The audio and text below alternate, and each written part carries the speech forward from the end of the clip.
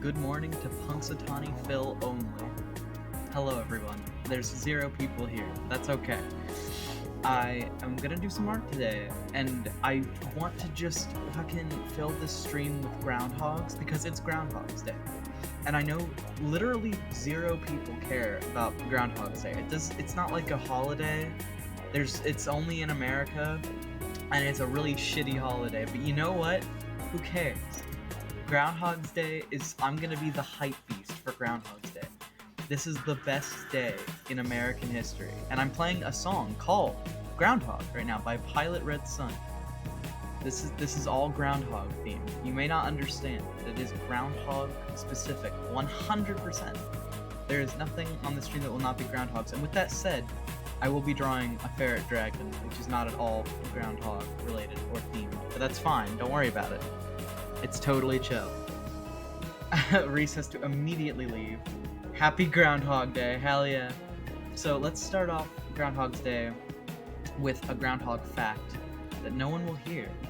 It will go into the void. Did you know that groundhogs are commonly referred to as whistle pigs? That is right, that's actually a real fact. Groundhogs are whistle pigs. Alright, let's get rid of the groundhog music. Or we'll listen to it more. I want to play like actual music for a little bit. I mean, this is really good music, honestly, but honestly, you know what? Let's listen to more of this guy's music. Pilot Red Sun's achievement full album. Why not? I hope I don't get absolutely fucking shreked by copyright, but I guess we'll find out. I guess we'll see if this album is copyright claimed or not. Also, I have not yet moved into the drawing zone. Here we are. As you can see, I've done nothing. I haven't worked on this piece at all yet, because I am unsure really how to go about this, if I'm honest. I want to, it's a little framed weird because I'm looking at chat now while doing this, because I have to have my phone open to keep the description clean. Like, I want to see the description that I am, drawing from. I don't know if I'll be having references, so I might just squash these down a little bit. More than I usually do. Just to keep things nice and consistent. Nebby is here. Sup, nerd? Hey, how's it going? I'm doing something rare that I never do on stream. I'm thinking. I'm gonna use my brain. I know this is a very dangerous move, but I earnestly have no idea how to go about drawing a ferret dragon. I'm gonna look up some stuff online about it, because I think that there are references I can use, but most of them are feral, and I'm drawing an anthro. So let's see if I can adapt it into my style. Plus I have to pick some strange colors. But I think I'm gonna go with something along the lines of this. This is a little bit ambitious for me. You can't see it past the Lart, but it's a little like ferret with like Shenron horns. And then on top of the Shenron horns, it's like he's got like the big wings of like a dragon. He's still very noodly, but you know, he's got like the proportions of both creatures. That's the strat, I think. Personally, I believe. Just got an ad, which I thought it was about a YouTube channel, but it was an Uber Eats ad. Very cool. I'm very sad you didn't get the Grubhub Dad app on this holy day of Groundhog's Day. This is so sad. How could you not get Grubhub Dad? Alright, this is also a one-sided ref for some reason. Or no, wait. No, I charged them for 2. It'll be fine. Alright, I remember. I was like, wait a minute.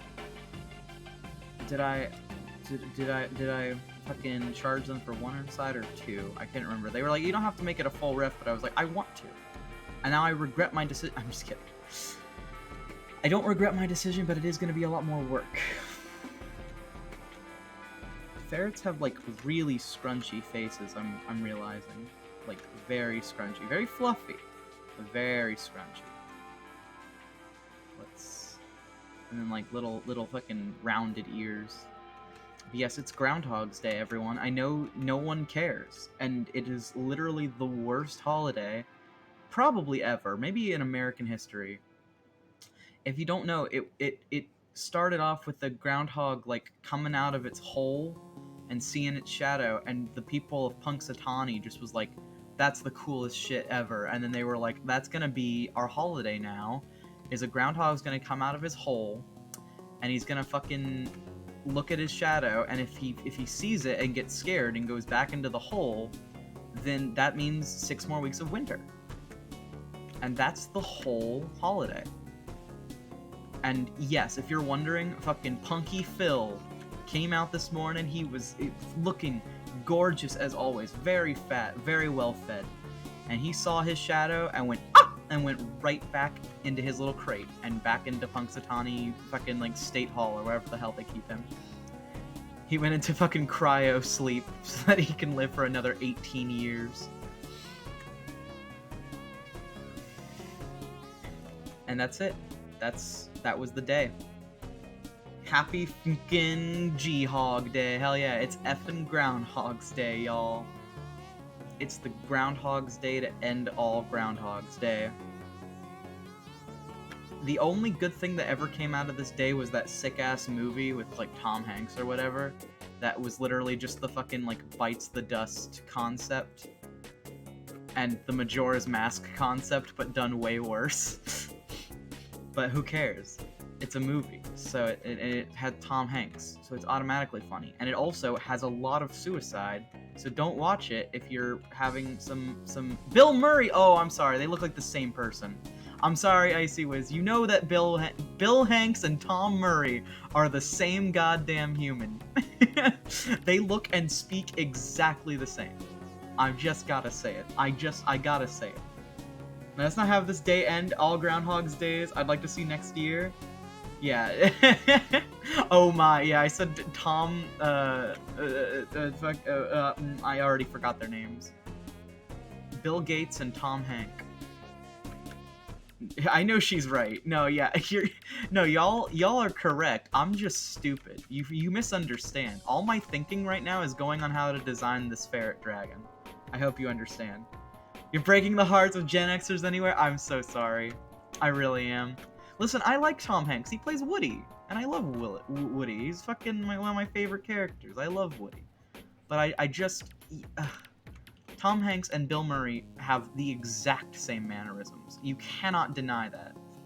They speak in almost identical ways, to the point where I always get them confused. My mom would be so mad. Doesn't matter, she doesn't care. I like the idea that your mom would be like fuming over like, ooh, Bill Murray and Tom Hanks, ooh, they're not the same. Bill will never be the same caliber as Tom Hanks, that's fair. Honestly valid. He never played Woody. Tom Hanks is far superior to Bill Murray. We got some strong opinions about the quality of these two actors in the chat. I was not expecting this harsh clash of Tom Hanks v. Bill Murray. I personally agree, but that's just because I'm not very familiar with Bill Murray's films outside of fucking Groundhog's Day, if I'm honest. But I would agree that he's the superior actor just because I like Toy Story. I liked it a lot as a kid. I'm having like a little trouble breathing today. It's been really annoying. Very annoying on my run. May I toss another name? Tim Curry. Oh, there you go. Bill Murray, Tim Curry, and Tom Hanks, all the same human. They're just replicated every year, and we're claimed to we're programmed to think that they're different. Wake up, America. Just kidding. I'm not gonna pull up an Alex Jones. I'm not that bad. Little like ferrets have like they're kind of thick. Not gonna lie. Ferret's got like the thick booty. Each year we gain another. Yeah. You hang out with Bill for a fling in college. You take Tom home and introduce him to your grandma. You know that's fair. You got one who's interesting just for like the visuals, just to say that you've done it, and then you've got the one that it's a more long-lasting, better relationship. Yeah, I can see that. But yeah, okay, let's pull up another Groundhog fact while I get stuck on thighs. Did you know that they are there's a movement to replace groundhogs with robots because they don't play a very important role, and the role that they do play, they are incredibly lazy. So there's a whole movement surrounded about like replacing groundhogs in the wild with robots. It's because they're like shittier beavers and they don't actually woodchuck anything. I want to preface the fact that I do not know how Twitch works. I don't know how to donate, so yeah. If nothing else, you can just give straight to my heckin' PayPal. I don't know if I'll get a notification, because PayPal's been shit lately and not actually giving me notifications on my phone, which is super lame. But, my PayPal is still listed on my little tip jar, if you can read that. It is very tiny, so I won't blame you if you can't read it. But that's a perfectly valid way to donate if you can't get, bits. You sure won't get a note if you haven't already. Oh shit. Nebby's already been fucking going off. Take Tom Curry home to your crazy single divorced aunt or uncle. Woo! Got some spicy opinions. Listen, I'm not really into celebrities, so I'm just here to like ride this out. I got no idea what y'all are on about. That's awesome. Holy shit. This is powerful. We got some powerful vibes. Yeah. Also, this music is pretty excellent. I gotta listen to more of Pilot Red Sun now that I know that they write Groundhog themed music. Also, another Groundhog fact that I just actually remember off the top of my head. Did you know that groundhogs are directly related to squirrels? They look absolutely nothing like squirrels, but they are in fact directly related in a lot of ways. They no one even knows what a groundhog looks like, actual fact. You can ask anyone, they will say no. What the fuck is a groundhog? Is it a pig that lives in the ground? No, it's a hedgehog. It's literally just like a hedgehog, but it's more closely related to a squirrel. I feel like an Onion article right now where I'm just like making shit up as I go along, but I'm not actually making this shit up. Some of this is real. Most of what I've said so far is real. I have said one fake thing, but I won't reveal what that is. I like this music too. Me 3. I'll agree with myself a second time. We loved ourselves some Groundhog music. Hell yeah. The Onion based on facts. True. Yeah, they do usually make fucking articles that are based in facts, but then just make jokes about it, and it's great. Like the one about, like, children really showing that we can... 11-year-old ballerina really shows that children can do anything when we push them to the breaking point. Like, damn. I want to brag on myself, but Twitch keeps shoving this in my face? Oh, the fact that you're the subscriber. Thank you, I appreciate it. You're a good doobie? I'm a good doobie, apparently. Thank you. That was very kind. I hope that showed up on screen, because my Twitch alerts have been not functioning lately, but I hope that that's working.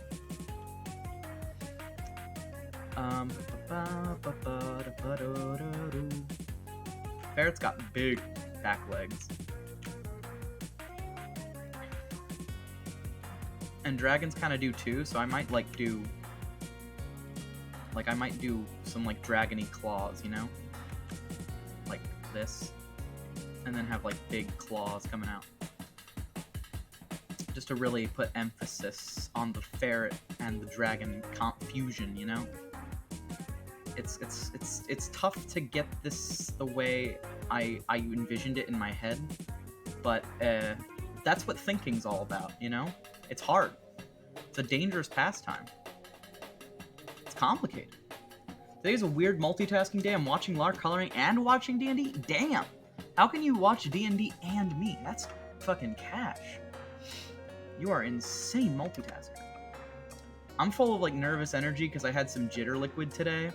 I had, like, a whole cup of coffee, and I'm like, I shouldn't have had a cup of coffee today because I had coffee 2 days ago, and I feel like it's gonna make me have a heart attack. I don't know. I feel incredibly, like, since I'm so not used to drinking caffeine on the regs, you know, I'm nervous about it. It was giving me, like, weird fucking heart jitters earlier, and I'm nervous, but figured if I'm gonna have a heart attack, I might as well have it on stream. That way, people can call the ambulance for me. Nah, that's a joke. Hopefully I won't be heart attacking on stream. We'll find out together on this beautiful journey. Because I have been having a little trouble breathing since then, but I think it's mostly just anxiety, because when I talk, it kind of goes away, and when I don't think about it, it goes away. So it's like, I think it's literally just my anxiety making this like a normal thing for me. I don't like that, but you know, that's just what living with anxiety is like. I shouldn't have had coffee today. I had coffee 2 days ago. Yeah, listen, okay. I know that sounds like such a fucking wimpy move, but listen. I don't drink coffee on the daily. So I'm nervous because I don't get this constant flow of caffeine. And so getting like sudden jitters like that really scared me. They make half and half and decaf. You might want to check on it. Yeah. Probably will do, TBH. Next time I go out, because I very rarely drink coffee, and when I do, it's only for like to support my local coffee shops. Like, I don't usually go to Starbucks or Dunkin' or whatever. I'll just have to ask my local brewery if they happen to carry decaf to not fuck me up. I love the flavor, but I really can't handle the caffeine. I'm just so not used to it. I run off of my own stamina at this point most of days, because I don't like having government approved drug addictions. The only drug addictions I want are ones that I develop all on my own, thank you. Don't need your heckin' government approved ones. Started drinking multiple coffees at 14. Yikes. Can't identify with you folks. Oof. I started drinking a lot of coffee when I was in high school, but that was when I was like a kid. In high school, I had the energy of a fucking... I'm gonna paraphrase Brian David Gilbert here. I fucking had the energy of a kid at a fucking laser tag party who just finished his 3rd can of Mellow Yellow. Like, I just have fucking unlimited energy, and I just drank the fucking caffeine for the fun of it. Like, I was just like, fuck it. I'm gonna chug shit just because I can. But nowadays, it's like, I'd like to live off of my own stamina and not, like, my government-approved stamina. That's a really bad wing, I just realized.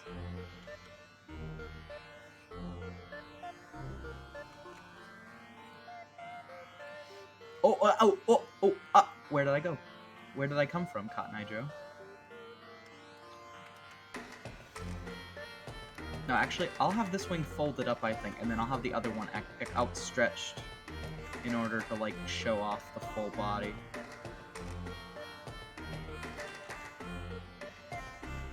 Oh, I thought that my eyes were, like, flickering for a second, but it was just my lights. I was so nervous. I was like, shit, am I, like, about to fucking pass the hell out?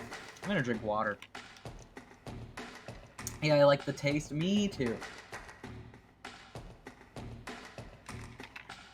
I did say Brian David Gilbert. I absolutely did, yes. The man, the myth, the legend, right, got above, punished for his hubris. Indeed. because God has cursed me for my hubris and my work is never finished. That's a relatable statement. Another good quote from him. But yes. Now, F in the chat for BDG, who has quit working at Polygon. I really liked him on their staff, but I understand he wants to go do bigger, better things. And I wish him all the best in his future endeavors. But it is kind of a big chapter closing, not only in his life, but I feel like in a lot of ours, especially if you were big fans of Unraveled. Like, Unraveled's been going on for, like, 3 years, and seeing that show, like, it doesn't feel like Unraveled's been going on for 3 years, but it has. Like, it's hard to believe, but Unraveled's a long series, and it's just kind of sad to see it go, you know? I don't know. I'm kind of depressed about it still. I'm not entirely over it, but, you know, I don't control... none of us can control Brian's life. It's his decision to make. And I'm proud of him. And I really liked his hair tutorial. I hope he makes more videos like that. It's really fun. I like his silly shit like that. I don't know. He's fun. But Brian David Gilbert is not Groundhog themed, so we can't talk about him. I'm very sorry. You must understand. We must only have groundhogs. Also did the song end? No. We got more. Groundhogs live approximately 14 years. Did you know that? Their average life expectancy is right around 14. And that is in the wild. Much unlike the rabbit, who, when domesticated, a rabbit can live up to about 12 or 14 years itself, but in the wild, its life expectancy is 1 day. And thus we understand now why rabbits breed so often. It's alright, Lar, I understand Groundhog's reign supreme. It's true.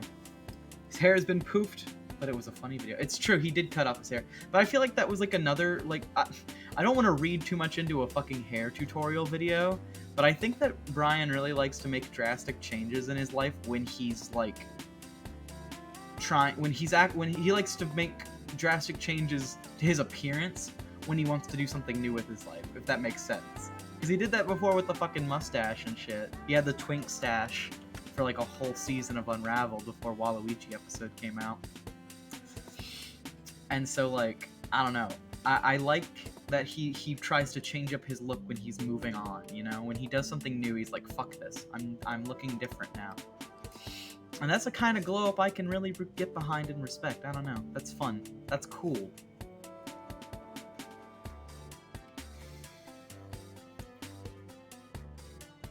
Makes complete sense? Yeah, right? Like, I feel like that's just really consistent with what he's done in his life. Every time he does, like, a big change, he fucking edits his, like, facial appearance and shit. It's great.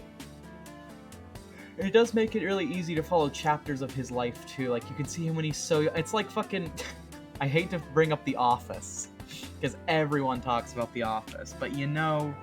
It reminds me of watching The Office and watching, like, Jim's haircut change through the seasons, where, like, in season 1, Jim has, like, really, really long, like, bobby hair, and it's, like, kind of had a bowl cut, and then in, like, season 2, he gets, like, a little bit more clean cut, but his hair is a little more scraggly, and then by, like, season 3, he's got, like, the coiffed over hair, he's got, like, the little cowlick in the front, you know?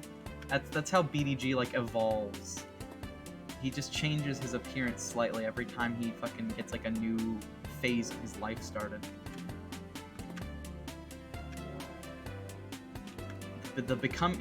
Okay, now, I know I just read into a fucking hairstyle video, but there is a reading into thing that I dislike. Some people were trying to say that his Be Your Own Boss video was him declaring that he was gonna leave Polygon. And he went on to an interview and was like, no, dude, that video was just for fun. Like, I just thought it would be a silly concept to fucking write about being your own boss and having some, like, weird shenanigans happen. Like, time, space, and bullshit. And I like that. That was a good concept for a video. And he, like, straight up was like, nah, bruh, you're all reading into it a little too much. That was just a silly video for him. I'm gonna, you're gonna H, you're gonna, yes! Also, can I talk about how uncomfortable my chair is? I really need, like, a new gamer chair or some shit.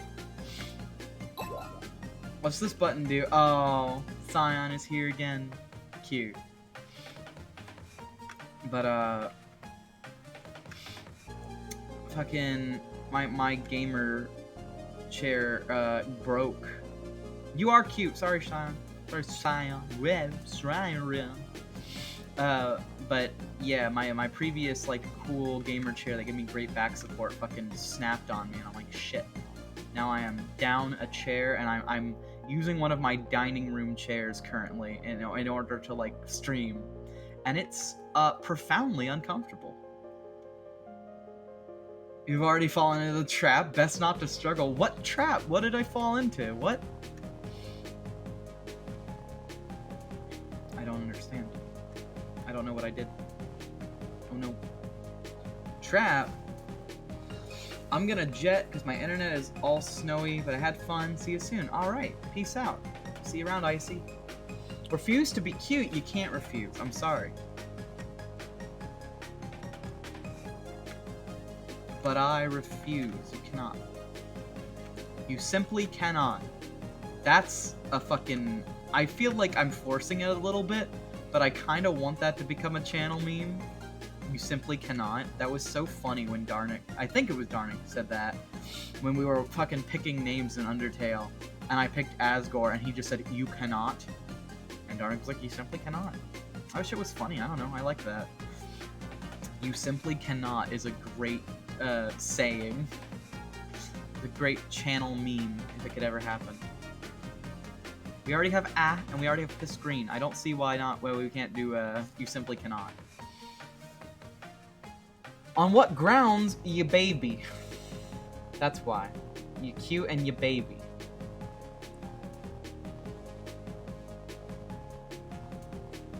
It is unfathomable. You simply cannot. It's impossible. Yeah, it's true.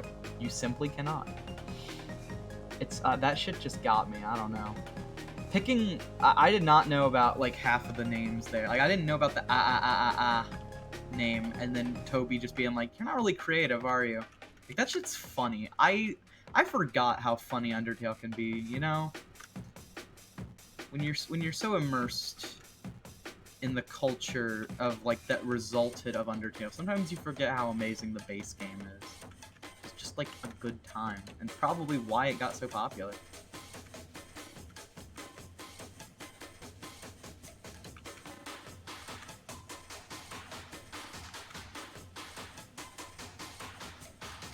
Ferret dragon with cake on my stream? More likely than you think.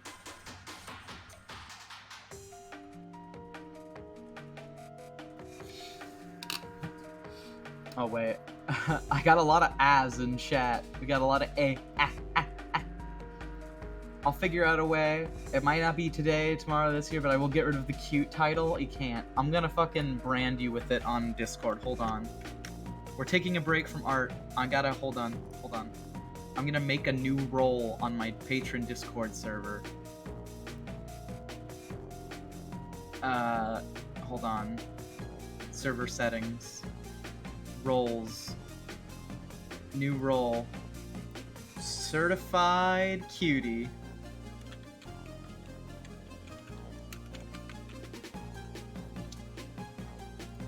And we're gonna make it pink. I'm gonna pick the color. Save, and now on Discord, let's find Scion, and bam, certified cutie. There it is. It's not pink, it's magenta. Too late. And it's straight up pink. It's not even like hot pink. You can't even argue that it's magenta. It's straight up just hot pink. Holding on, yeah. Everyone held on. I'm sorry, you'll have to join my Patreon if you want to join my Patreon Discord server and see Scion's new title. But it is, he's a certified cutie now. I'm very sorry. Oh. Hope no one can hear that. I'm fucking... I don't know if I ate something that I'm like allergic to today, if I had like milk or cheese, but I'm kind of gassy today. I'm not gonna lie. And that's a little TMI, but like shit, dude. It's been a problem. I hate that shit, you know? It just makes me feel so gross and like not a person. It's like, bleh. I know everyone has to do it, but it's like, really? My body can fucking do that? Oh. I've become Hank Hill every time I realize my body has a function that is gross. Oh. Oh. Oh. Oh. Oh. I'm trying to do a Hank Hill scream. I don't know how to do it. There. I keep forgetting how to fucking draw cake. But I got it. I got y'all. We got fucking thick thighs. Tick. Body function. Yeah. TBH, I don't even know how I feel about this title. You're just a certified cutie. I'm sorry. It's true. That's how it works. Fucking certified cutie.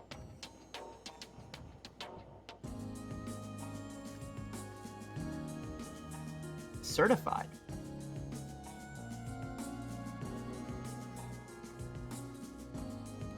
Gotta like make the legs thick. It's like if ferrets have like exceptionally thick bodies. I don't understand. They're like really wiggly. How and when did I get certified? Who gave you that kind of power? Because I'm the mod of my own server. I can certify you on anything I want. Can be a certified pee-pee poo-poo man if you join my Patreon. But only if you want the title. I'm not gonna force it on anyone. And you do have to be, sadly, a part of my Patreon. I'm sorry. I'm not trying to extort money out of y'all, but I need support.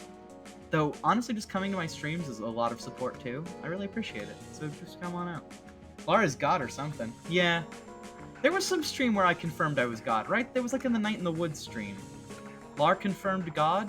I forget. I remember there was some stream where I was declared God and I said trans rights, and then I said, see, God says trans rights. And I just made every conservative on the universe simultaneously shit their pants and die immediately. Every Christian conservative, I should say. They're not a monolith, but a lot of them are Christians, let's be real.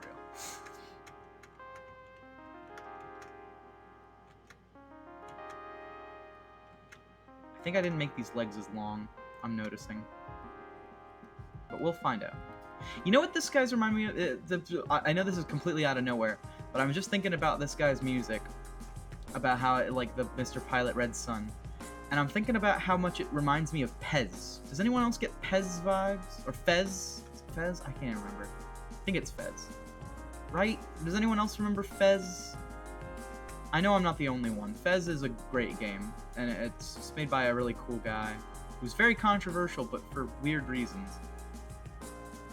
For being popular wrong. Ian Danskin made a great video about it. Innuendo Studios.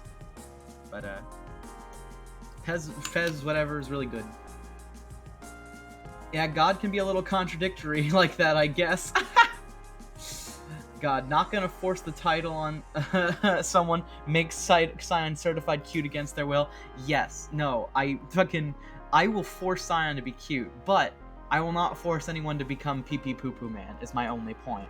You don't have to become a pee-pee poo-poo man. I won't force you to become. You have to ask for it. But if you're cute, you're cute. I'm sorry. That's not up to me. That's just facts. That's just facts and logic, dude. I'm real sorry. If you Pez dispensers, no, it's a it's a game. It's an old game, but it's cool. It's got like a rotation mechanic. It's like 3D, but it looks 2D. It's a whole thingy. It's a very cute game. It's cute like Scion, but I completely fucking forgot what the hell the name is. It's something like Fez or Pez. But it's real good. Grapefruit made a great playthrough of it on his fucking channel. So if you haven't watched it yet, go watch it on his channel, because fuck it. It doesn't really need recommendations from me, because Grapefruit's already great, and Fez, whatever the fuck it's called, is already great. But like, if you haven't already checked it out, go for it. Dude, shit's going down on the DMD campaign. Oh, fuck. I'm hoping to run our own D&D campaign soon. It'll be really fun to have shit go down on ours. I've got this whole... I don't want to spoil it too much for Nilla and for Reese Puff. But, fucking... it's like this whole communist world I built, and it's pretty rad. I'm really excited to run a game in its style. Because I haven't seen anyone else do this yet. I'm sure it already exists somewhere. Someone's created like a classless, stateless version of D&D. Instead of like going from kingdom to kingdom, you go from commune to commune. But I'm sure I'm not the most original person ever, or I'm not the only one who's thought of that. But I haven't seen anyone else do it, and I wanted to run it, so I'm finally running a campaign like that. And who knows, maybe I'll reuse this world, because it's pretty great, I think, personally, and I'd love to be able to run this with multiple people, and not just, like, my 2 friends who are kind of interested in it. Which, I mean, I'm not going to complain. I'm excited to run it with my 2 friends who seem kind of interested in it. But I'm just saying, I might run it again, but, like, see what happens differently. Oh, hell yeah, I can punch a Nazi. Hell yeah, you are. You're gonna end up punching a lot of Nazis if all goes well. There's quite a few in my campaign, and there's even 2 whole factions of them. It's pretty dope. And I don't mean that Nazis are dope. I just mean that I think I created like 2 bodies of fascists who embody different types of fascism, because while we like to imagine that all Nazis are the same, they actually do have a pretty wide array of different thoughts amongst their groups, despite them all having the same general hatred for people who are cool. They are not a monolith either, and it's important to remember that. And so in order to represent that, I've made multiple factions of Nazis who act differently and believe in different things, like more authoritarian Nazis, more Proud Boy kind of Nazis, fucking, you know, just general, like, fucking idiot, asshole, David Cameron kind of Nazi, or whatever. What the fuck is his name? I don't even remember. His name isn't good enough to be worth remembering anyways, but you know what I mean. Is that kind of guy. People know who I'm vaguely talking about. It's the guy who got hit with an egg. Spencer? Something Spencer. David Spencer? I can't remember. He got fucking punched in the face with an egg, and it was the funniest thing ever. I literally did fucking fan art, like, raise your eggs in solidarity. It was an old fan art. It was before I could draw hands, so it looks really bad, but I did, like, a little propaganda art, and it was really fun.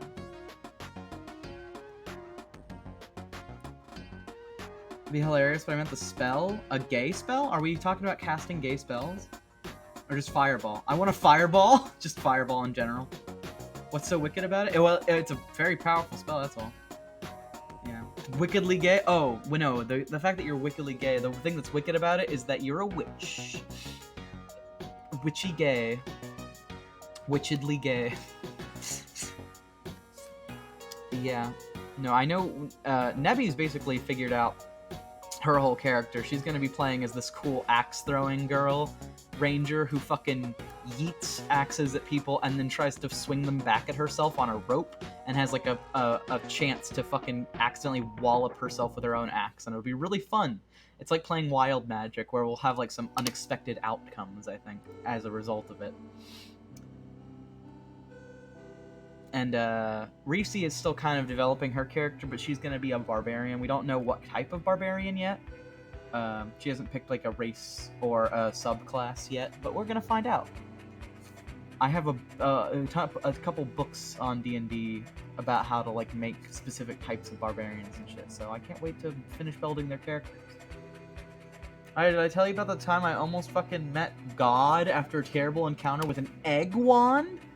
An egg wand that led to fucking God? I don't even know how that could happen, but I believe you. Do you want to talk about it? You're more than welcome to.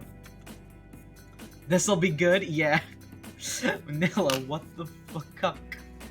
Egg wand meets God. The end. Yo-yo axe, yo-yo axe, yo-yo axe, yo-yo axe. Yes, I'm very excited for you to run your yo-yo axe, girl. It's gonna be very fun.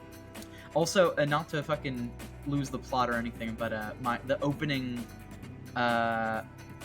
place I'm gonna have y'all be in is like a librarious town, and it's gonna be full of a lot of lesbians, so I hope you guys are excited about that. Okay, so like context. Fucking Nilla's gonna bring out the double hand context. You know the hand gesture I'm doing? A little, like, two mouths being shut and moving away from each other at the same time. Okay, so, like, context. You know, that emotion. Very spicy campaign planned. In a couple friends where everything is confusing, nothing makes sense, the universe doesn't work right. That sounds kind of fun, like a fucked up like physics engine kind of thing. Just playing in like a Bethesda Softworks game, but it's D&D. Meow. Lou is here. Oh, Reese is here, but having extremely bad Wi-Fi. Oh no. I'm so sorry to hear it, Pappuccino. We're about to listen to Nilla's lovely D&D story about an egg that brought her to God. Okay, her name is gonna be Sayuri, so I'm gonna write that down right away, I think. Right? Like, we should probably just get that out of the way. Just so I don't forget. Sayuri.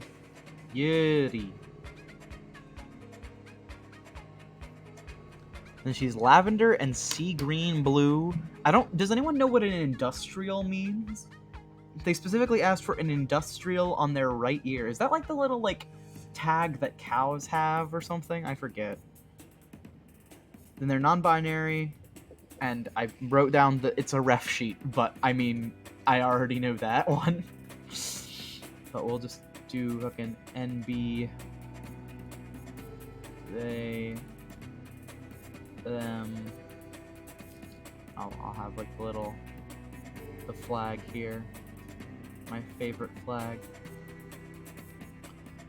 Oh, Nilla's here. Oh shit. Oh man. Oh man. Everything is moving fast. Hold on, we gotta pause chat due to scroll. One of my friends found an egg wand and thought, hey, breakfast. I have to say I do not remember where she found such a wand, but whatever. That's the first part. Part 1 of a many story. This is how I'm gonna convey yellow, white, purple, and then black. Does that make sense? It doesn't matter as long as I remember the order, but, like, I want to see if that, like, makes sense to anybody else. DM explained it like, you roll a d6 and whatever, roll determines what happens. Anything from a giant chicken to a horde of angry chickens, cooked eggs, whatever. I see, so it's the Kuko wand, but also possibly breakfast wand. Very exciting. I like this start. This is a good concept. I like wild magic shit like that, where it's like you roll on a scale of intensity and shit can happen based on that. Very exciting. And I'll have a little fucking color palette square like I always do.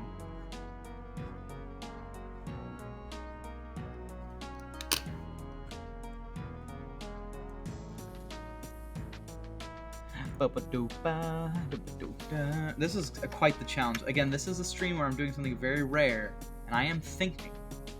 I'm thinking about how I'm going to, like, color this character and how I'm going to design around their interesting bits. I was given like 2 colors, and I want to see how I can, like, use these 2 colors to my maximum advantage, you know? Like, how far can I take them? What patterns can I do that would make sense for a ferret? And I have this lucky little reference here where it has, like, you know, you got the fade on the butt, you got the little dirty paws and dirty back paws, and little tip of the tail. So she rolls and DM asks the group where we were sitting around the campfire in regards to a clock. Apparently where I was sitting was wrong, because out of the wand comes a shit ton of projectile eggs. I got with hit out of the 3 out of the 5 rounds of eggs. Ooh, your AC must not have been high. Dexterity saving throw fails. Ooh. Ooh, ooh, ooh. Lou, if I give money, can I have drag Lou showing off his new locks? Maybe. This is kind of a big stream, but I will try and fit in tips as well. I will hopefully be able to get to everyone, but man, I have to use my brain on this stream, and that's very dangerous for me. But feel free to tip, and I will do my best to get to you ASAP. If you just tip a little bit, then it'll be fine, because then I can draw just like a little sketch for you.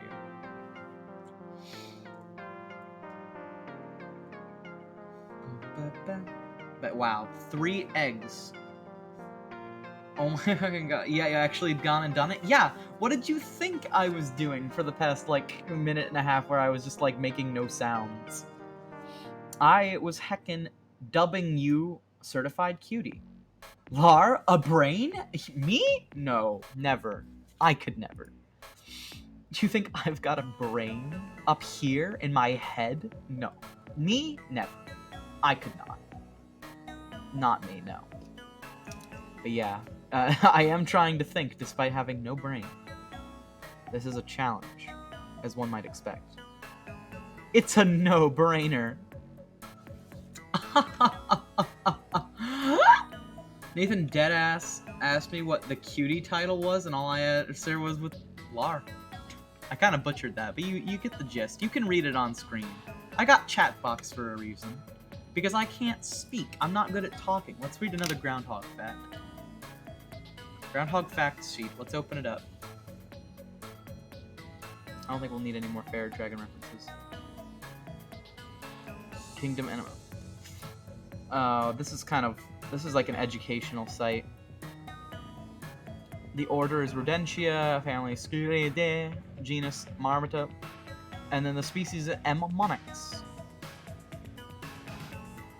Groundhog Day first appeared in local Punxsutawney newspaper in 1886. According to the Punxsutawney Groundhog Club website, there's a Groundhog Club website?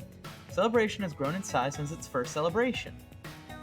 The most attended Groundhog Day ceremony is obviously in Punxsutawney in western Pennsylvania. A semi-mythical groundhog named Punxsutawney Phil.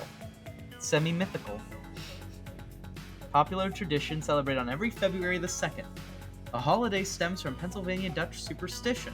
It's believed that if a groundhog emerges from its... Okay, so it's a Pennsylvania Dutch superstition. That's actually cool. It's believed that if a groundhog emerges from its burrow on the day it sees its shadow, it will retreat to its den, and winter will persist for 6 more weeks. If it does not see its shadow, spring will arrive early. That's cool. So that's the real, like, background. It was a Dutch thing, originally. We hadn't leveled up at all first session. I had 14 HP and got hit with 13 damage of bludgeoning eggs. Oh. I have returned from getting milk, getting a new record of roughly 5 minutes, beating my father's record of 5 years. Ooh, that's a woof. Yipes. Can we get a yipes in the chat? W, or, yeah, W. Y-I-P-E-S. That's a yipes moment. Holy shit. I was not expecting the fucking... Dad left to get the eggs and the milk. Oof. Yipes. Yes, that is correct. Yipes. Scion's got it. Yipes. Yeah, we got fucking yipes. What do we miss? Well, you missed some groundhog facts. I learned that it's a Pennsylvania Dutch tradition. That's the original myth, was that all groundhogs could do this. And if you notice one scurrying back into its burrow once it sees its shadow, that just meant it's going to be colder for a while. But if it doesn't scurry back in after seeing its shadow, or it scurries back in and doesn't see its shadow, you know, that means that it's gonna be fucking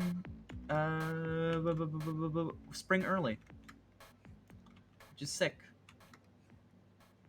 And I mean, it was really cold today, so I guess Phil was right. You know, he said it would be cold for 6 more weeks, and I'm getting chills, even here in Florida. You know what? I wanted to create a Sona for a friend who's denying being a furry, but all my art stuff is in the new house already. Oh, are you in your old house right now? No. Yes, you should absolutely fucking indoctrinate your friend into being a furry. That'd be hilarious. Also, I think my music is over. We need to move along. Yes, it did just end. Do we want to listen to the Earthbound OST? I think we do. I think we absolutely do. Why not? Turn it up a little bit. You can hear some spooky songs. This is perfect for Groundhog's Day because a groundhog is an animal that is made out of cheese and emerges from the ground every 300 years in order to bestow its judgment upon humanity. And no one knows what the fuck it is. A groundhog is the 3rd strongest kind of mole that emerges from the ground within the digging hole and expresses how it is the 3rd strongest of its kind. Besides all the ice and snow, it's not actually all that cold compared to the last few weeks. All that wind. Man, it's cold down here, but I believe you. We're all from different states around here, I think. I don't think anyone else is in Florida. But if you are, I mean, you can come over and we'll kiss. We'll kiss and smooch and kiss. Haha. Just kidding, we won't. Probably not, anyways. Unless Reese's into that, but I don't think she likes sharing me.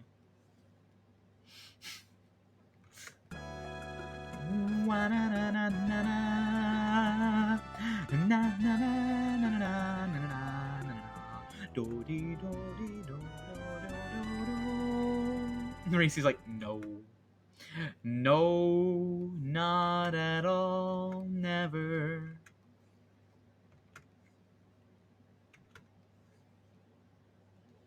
Puppy is mad at me. My aunt used to live in Florida, but I have never left my state.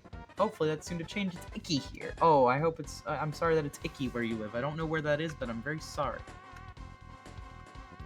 Icky living. I'm gonna take a sip of nice, refreshing, possibly unfiltered kidney failure water.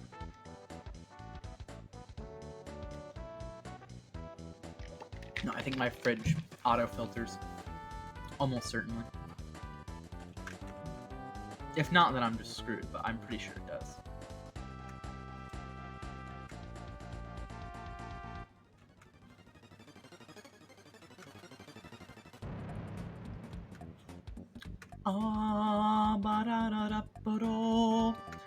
I love Earthbound music, man. It gets in my heart. It's very much my aesthetic of like kind of punky, kind of Halloween-y. I don't know. It's great. I love it. I love it. I love it. I went to Florida once, essentially against my will as a kid. It was yeah, it's alright. It's alright here. It's real hot most of the time.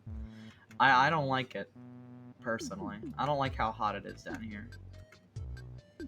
I prefer to live in states that actually have seasons, like Minnesota. It was really nice being up in Minnesota this year, because it was like the first time I had kind of lived in a state where I got to experience multiple seasons. Like I got to go up in August, and it really felt like fall, and I got to go up in October, and it really felt like autumn, kind of, except it stopped snowing. It was weird. The second time I came up, it did snow. And the third time I came up, it didn't start snowing until very late, but then we got a ton of snow, because it was like winter. We had like leading from summer into autumn, and then we had autumn, and then we had winter. It was great. Had 3 seasons. Can you believe it? That's almost all 4. That's almost the 4 seasons. Screw the heat. Same here. I've been backing up all of my laptop's files to an external hard drive for a few hours. Keeps getting mad at me because I can't access Internet Explorer. I'm so sorry. It is wise to back up your files, though. I try and do the same thing with my external hard drive. I'm looking into getting a better processor and another hard drive for this computer, in fact. Also, maybe some more RAM. We'll see. So always go to the beach, go to a pool. How about some clothes? And and if you hate the cold, it's fucking free, unlike air conditioning, 24/7. Yeah, true. Exactly. Like, I don't remember what comic this is from. I remember reading it somewhere. Might even be from like a game or some shit. But it was like someone was describing like enjoying living in the heat over the cold. They were like, no, you got it all wrong. The cold's way better. And the person was like, well, why is that? And they're like, well, see, if you're cold, you can always eat meat, or you can put on a big heavy sweater or clothing, but you cannot escape the heat. And that really resonates with me as someone who lives in Florida. You cannot escape the heat. It is impossible. You can strip down as much as you like, but you'll still always get fucking hot. And I always get seasonal depression during the summer because of that. It's so fucking hot in Florida, dude. It's not even fair. Especially during the summer. It gets so humid, and it gets up to like 100 degrees sometimes, man. It'll be like, it's 98 degrees. Real feel 102. And it's like, I hate life. I know my boy in Nevada, Otter, is always struggling with that shit too. It gets way hot in Nevada as well. Nevada. Devanda. Heat is terrible. Sure like it, but I run very hot naturally, so it's better when it's hotter than about 70 degrees, I get really sick. Oh, I'm so sorry to hear that, actually. I don't get like... I get like placebo sick. I get like anxiety sick because I get fucking seasonal depression from heat, but I don't actually get like sick, you know? Like I don't get... Well, I do get physically ill. It's just like it's not that kind of physically ill. You know, I don't like run a fever or a cold. I run like an anxiety panic attack or shit like that. And it does respond physically, but it's just a different kind of dealy. It's a different kind of sickness. It's a mental sickness, if you will. It's deep in my brain. Ill.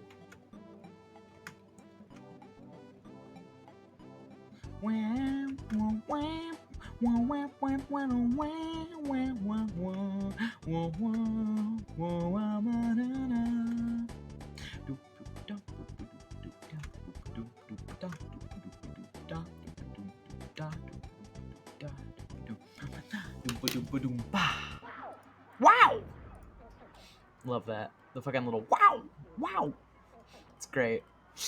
Earthbound has some sick music. It's very silly music, but it's very good. Also, I learned that, like, a ton of Earthbound music is actually just, like, other songs in real life and just sampled the hell out of other songs, which is actually incredible. Like, I had no idea about this nonsense. I knew that one of the songs is just straight up Johnny Be Good. The retro new age hippie song is just Johnny Be Good.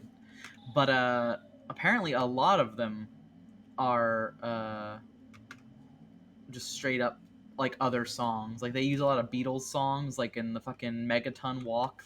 They use like a sample from Yellow Submarine. And they use fucking the Beach Boys Derriere in at some points. I totally forget where that is. Oh no, it's in The Place. The Place, the like little last part with well, you know, when you're traveling to go see fucking the final boss. I won't spoil it, even though everyone knows what the final boss of Earthbound is. But you know, I'm not gonna spoil it, just in case I play it on stream. You know, because I do plan on that.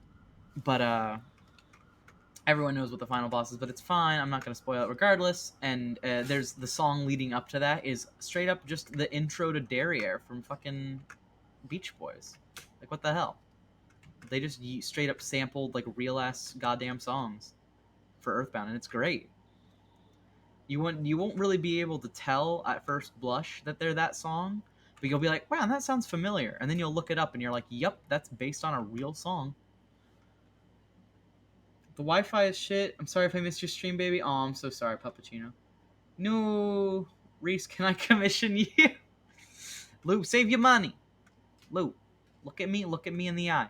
No. Save your money. Reese wants you to take it easy on the spendaging. Unless you are in a good state financially, like you're secure, then you can spend money on commissions. Take your time, little fucking banooey. Little smelly banooey.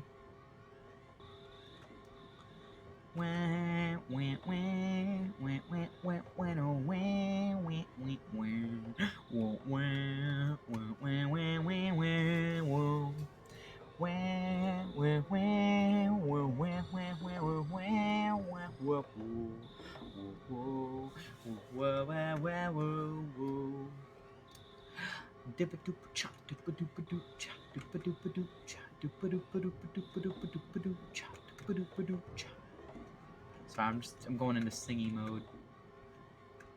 I am singing. No one can stop me. But I mean, you can probably slow me down if you just leave my stream. I'll be very sad. I've been a little. I'm not gonna like get too depressing. I don't think I'm gonna try to avoid it.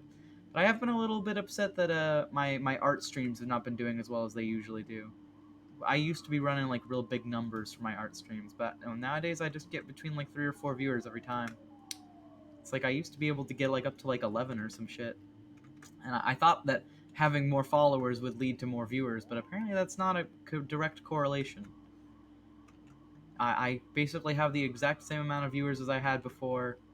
I just have more followers who say that they want to come see me but don't, which is fine. I'm not gonna like guilt follow. I'm not gonna try and guilt them. It sounded kind of guilt trippy, but I don't want to.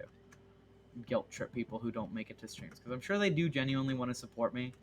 But it's just like, man, I don't know. I kind of miss having bigger streams where chat's just like going the fuck off, and I love that. I don't know. Maybe one day. Maybe someday. Like, I mainly just do this to like inform clients, and I mainly do it to like just kind of be entertaining for friends. Like, I like showing Reese games that she either can't or hasn't played yet. Can't play or hasn't played for one reason or another.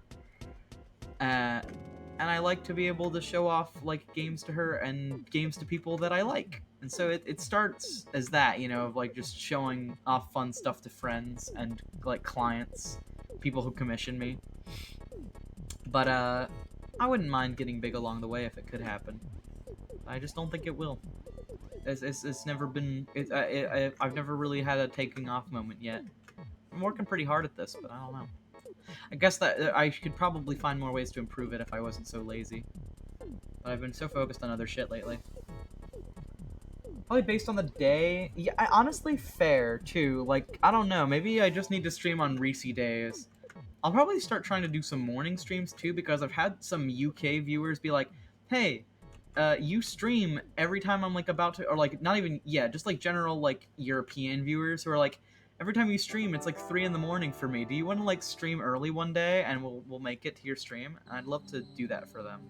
So maybe one day I'll wake up extra early and we'll do a morning stream or some shit. Be really cool. And maybe I'll do it on one of my off days. And we'll just play games or some shit. I don't know. It'll be fun. It will be fun, I say. I was soon to change my mind, however. But yeah, we'll find out. Who knows? Maybe it does have to do with the day and the time. Saying I work most of the week? Yeah. I would be here much more often if I wasn't so darn busy all the time. Yeah, that's fair. No, I'm not trying to like guilt y'all. I appreciate any support you can show. It's just a bit of a shame. I feel kind of bad about it sometimes. Like, man, I don't know what I'm doing wrong. But, you know, we'll get there. We'll get there. Just need to keep on keeping on. Nothing to it but to keep doing it.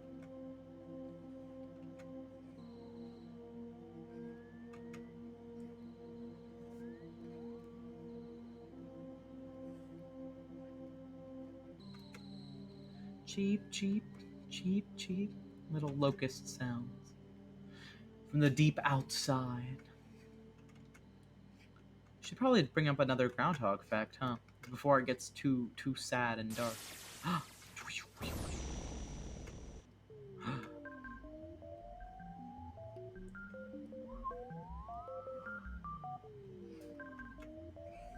Wait. Let me just finish this like neat. And then we'll bring up another groundy hog fact. A hoggy G.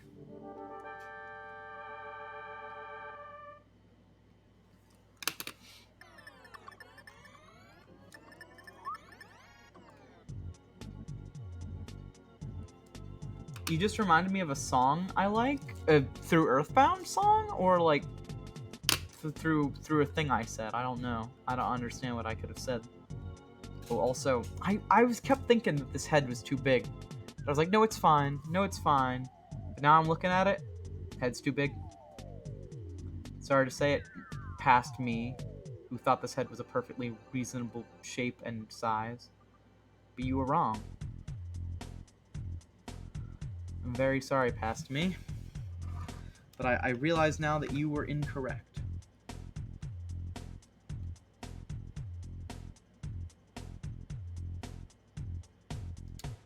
It was too high up and too big. Alright, let's... Yeah, that looks way better already. Let's turn off, but I need to obviously fix the line art problems that this has created. They had too big, yep. That's all there is to it. Head too big. Gotta fix it. Gotta make it tiny. Sorry, past me. And then we can look up Groundhog facts again. Gotta look up... We gotta read more about Groundy Hog and the day that surrounds them. We gotta look up stuff about Punky Phil. Punky Tawny Phil. Oh, here we go. One more little break in the lines. Breaking the line, breaking the line. First you call me cute, and then you demand I appear in your streams. You drive a hard bargain, but I like your moxie. That's cute. I'm not gonna demand you appear in my stream, Scion. You're very sweet and supportive. You don't have to come to everyone. It's just very nice to have your support backing me. It's very nice. I like it. You're great. You'd be great whether or not you came to my streams or not. Groundhog fact sheet. Size and weight. A groundhog can weigh up to about 13 pounds and has a body length of up to 20 inches. Has a bushy tail up to 7 inches long. Oh, it does have a tail. Oh, I thought that groundhogs didn't have tails because they were like worse squirrels. Threats. Groundhogs are preyed upon by several animals such as wolves, coyotes, dogs, foxes, bobcats. Hey, that's me. Lynxes and black bears. Birds of prey and snakes also prey on groundhogs. Damn, they just eat by everything. Groundhog is classified as a species of least concern in the International Union of Conservation of Nature. Red list of threatened species. In some areas, groundhogs are so numerous that they are regarded as pests. Their digging activities damage gardens and other surface vegetation. Damn. Additional facts. Punxsutawney Phil's seasonal predictions are not always accurate. In fact, StormFacts calculated that Phil has seen a 39% forecasting success rate since 1887. Damn, he's not even right 50% of the time. What a lameoid. Groundhogs whistle at potential mates, which is why they're also known as whistle pigs. That one wasn't a lie, that was straight up truth. Everything hates groundhogs, understandably. Yes, they have too much power. Groundhogs simply have too much power in this universe. They have to be killed. They have to be destroyed. Groundhogs don't sound that bad. Maybe if I was a farmer, I'd hate them? Yeah, I don't know. They dig a lot. It's pretty much their whole deal. So they just fucking, they dig. They be digging. So they might dig up, like, your crops and you'll feel bad. And you're like, oh, you nasty groundhogs. You dug up all my carrots for the winter. Oh, that groundhog. What if I made an animation about, like, a groundhog that just keeps getting, like, fucking picked on by a fucking old man farmer? And the farmer is Scion. That'd be amazing. Old man Scion getting pissed at Groundhog Nathan. Little albino groundhog.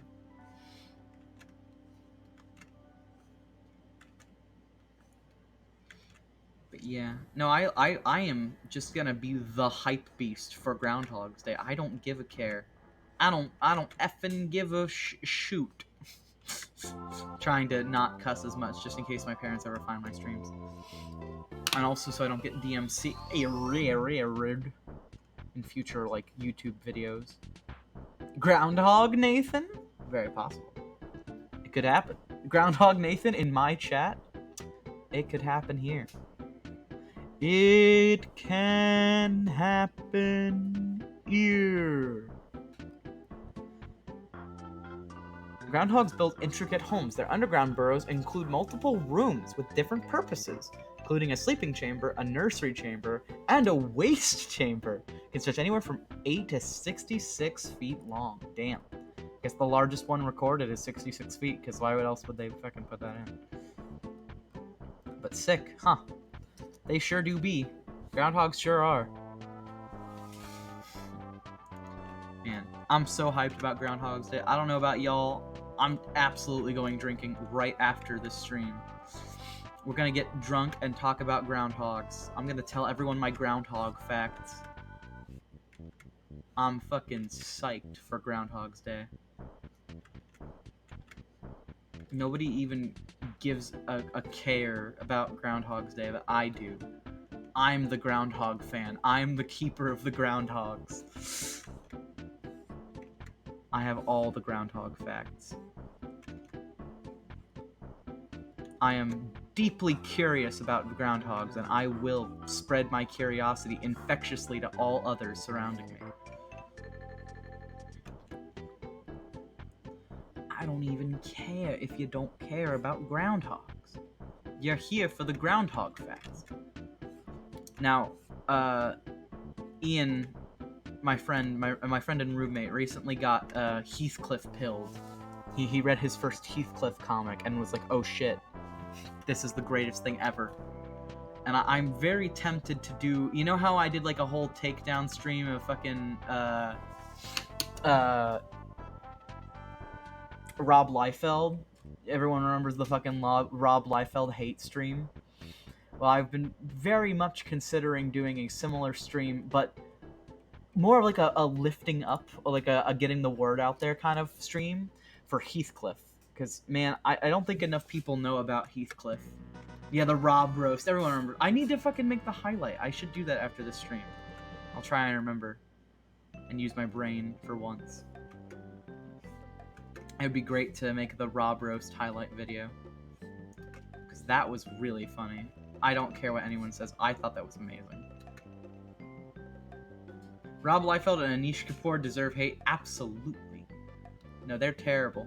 And Anish, he's gonna have his own stream too. We're gonna go over him in more specific. I'm gonna like pull up the whole story. I think Darnik, you were the one who played it out in chat, which was very smart. We got to like have a brief thing, but there's some cool shit that I forget the dude's name, like Sean or whatever, the guy who's like good and made Pinkest Pink and Lightest Light. He's got his own backstory too, with like making paints and doing cool shit for like gay blood drives and whatnot. It's like dope because he was trying to like break the myth that fucking all gay people have like STDs and bullshit like that. And he does like little blood drives for people, and it's awesome. And he does like shirt designs based on them, and it's excellent. He has like whole paints that are like blood based and shit like that. It's cool. He's a really interesting paint creator, and he's really, really talented. And he has like a whole backstory. And I'd love to go over like the diverging paths of fucking Anish Kapoor versus Mr. Spencer Shea. Stuart Semple, thank you. Spencer Shea. Very iCarly man versus versus Anish Kapoor. Versus Raj from The Big Bang Theory.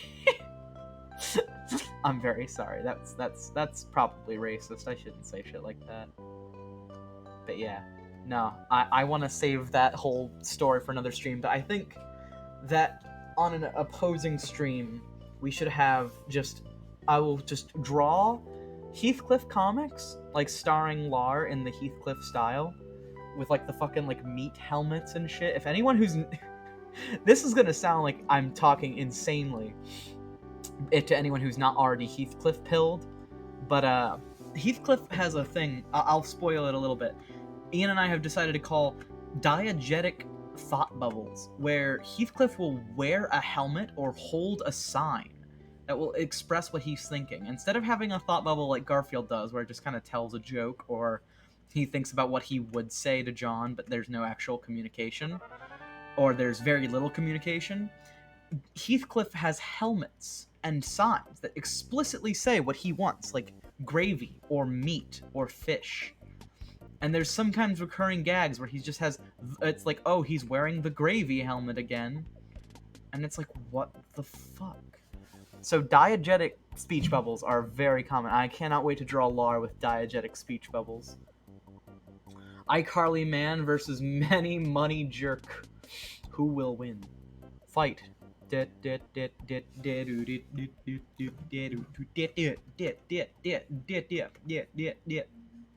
You know the song. Everyone knows. Guy in the background goes, Mortal Kombat! Yeah. I'd pay to see that. Yeah, Spencer Shea versus fucking Raj. That would be kind of hilarious. One funny sitcom man versus one non-funny sitcom man. And I'm not just saying it because he's Indian. I'm literally saying it because Big Bang Theory is not funny. Like, I am a big hypocrite, because I did laugh at Big Bang Theory early on. Like, I actually thought it was kind of relatable and hilarious for a little bit, like for season 1 and 2. But as soon as they started trying to give every character a girlfriend, I was like, this show ain't for me. Nah, chief. This ain't it. It's like it just kind of was like it went from being directly inspired by pop culture to just either being pop culture itself or just throwing in occasional pop culture references while being like a shitty romance drama. And it's like, what the fuck? Why did this happen? What happened to this show? How do you feel about Young Sheldon? I actually think Young Sheldon is good. It's not great or anything. It's not groundbreaking. But out of all the spin-offs they could have made, like when I heard about Young Sheldon, I was like, oh fuck, oh shit, this is gonna be the worst thing ever. Like they are absolutely gonna make another sitcom about baby Sheldon, and it is gonna suck. But they didn't make a sitcom. They actually made like a drama show about like a kid who has like high functioning autism and has to like live with his parents who are trying to like learn how to like live with this kid that they don't understand.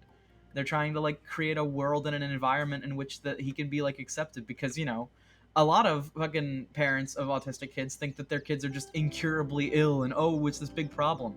But it kind of takes this like nuanced approach where it's like, no, this is just like a kid who perceives the world differently and his parents are learning how to help him and like just like help him have a life because his life is always going to be a little different since he perceives things so differently, and I love it. I don't know, it's not groundbreaking or anything, but it's honestly a fair way of presenting fucking autism and new ways of perceiving the world.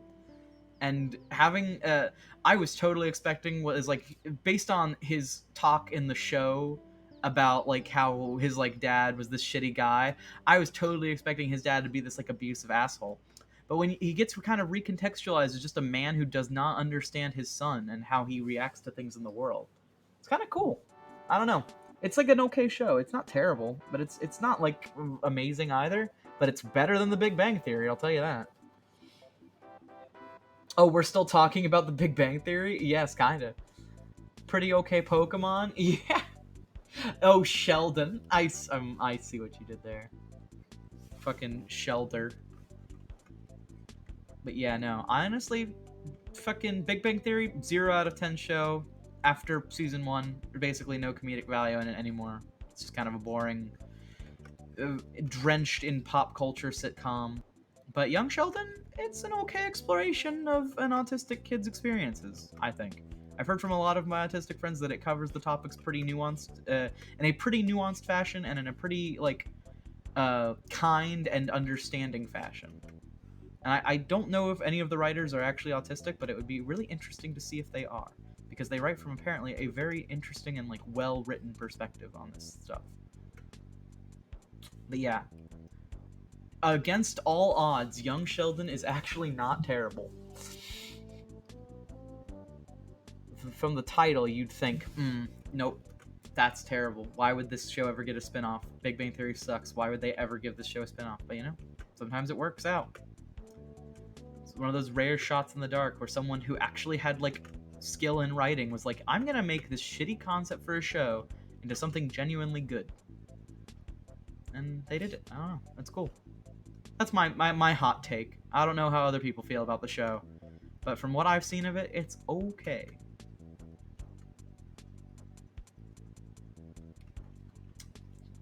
Spicy takes only. I feel very strongly about BBT, but I don't feel very strongly about Young Sheldon, but just because it's like, it's fine. It's just a good show. Who cares?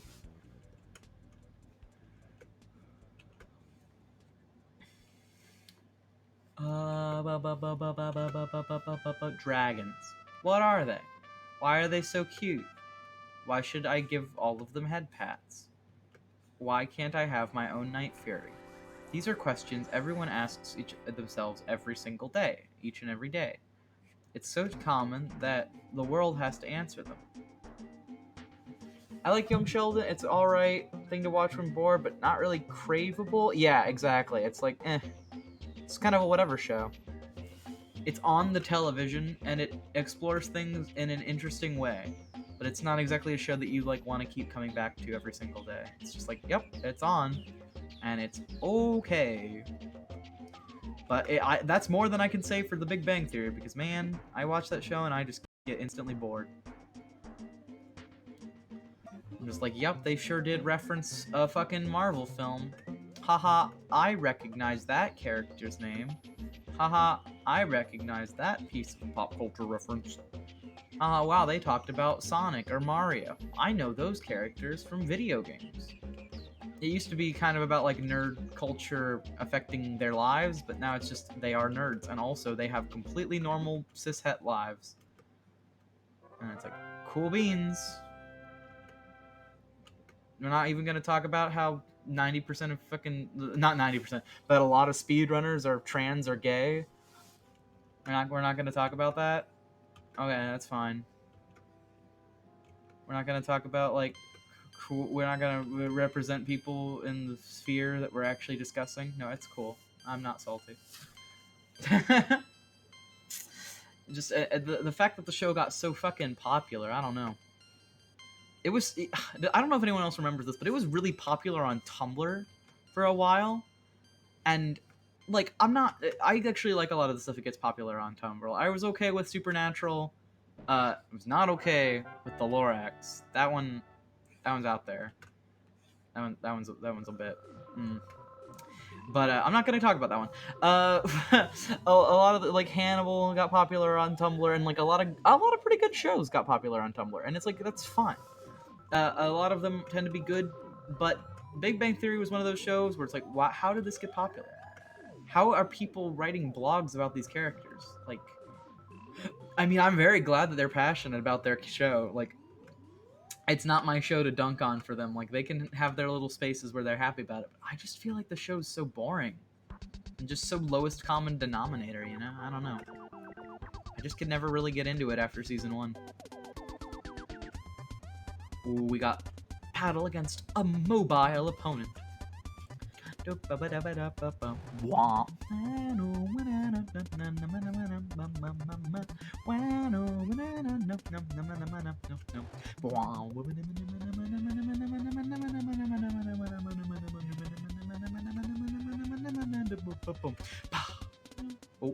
it goes on for a little bit longer. I was off.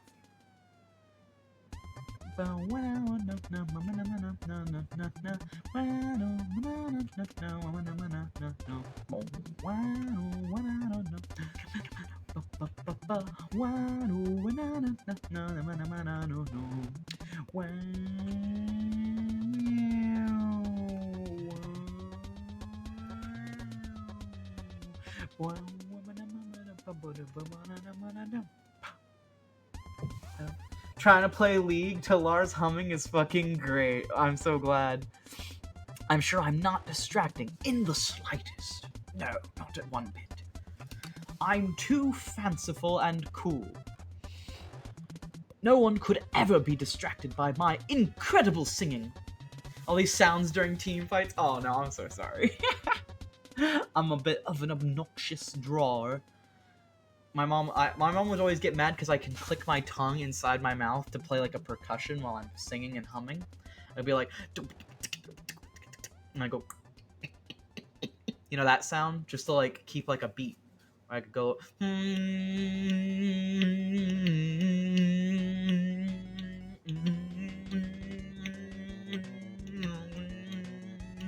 I do that a lot while I play video games or draw. And my mom would always get pissed at me because she's like, stop clicking your goddamn tongue. And I'm like, I'm sorry. It's just stimming. I don't know. It just makes me feel nice. That's how I do like percussion in my mouth. My opinion of Supernatural was really good up to about season 8 or 9. At that point, you could tell that the writers were running out of ideas. So everything before, really good. Everything after, kind of bleh. Interesting to watch, but not much more. Exactly, you know. Tumblr shows tend to not be too bad. They just end up having like big fan bases, and it's kind of hard to avoid them. And I kind of like that. I don't know. I've never been really a fanboy girl thing myself. I've never been a fan thing, but I do like watching other people get like really into shows, and I'm like, oh, maybe I'll check it out. If they like it so much, then I'll see it. I don't know. I don't tend to have a lot of strong opinions on Tumblr shows, except if that is the fucking Onceler fandom, but I'm not gonna get into that still. I feel like that's just a topic we can't breach. If you really want to learn about it, you can watch the fucking Sarah Zed video about it. She goes into excruciating detail about about the Onceler fandom, but it's ooh. Another 30 seconds to respawn. All that humming while I'm trying to chase someone down. Laura, this isn't Benny Hill. Oh,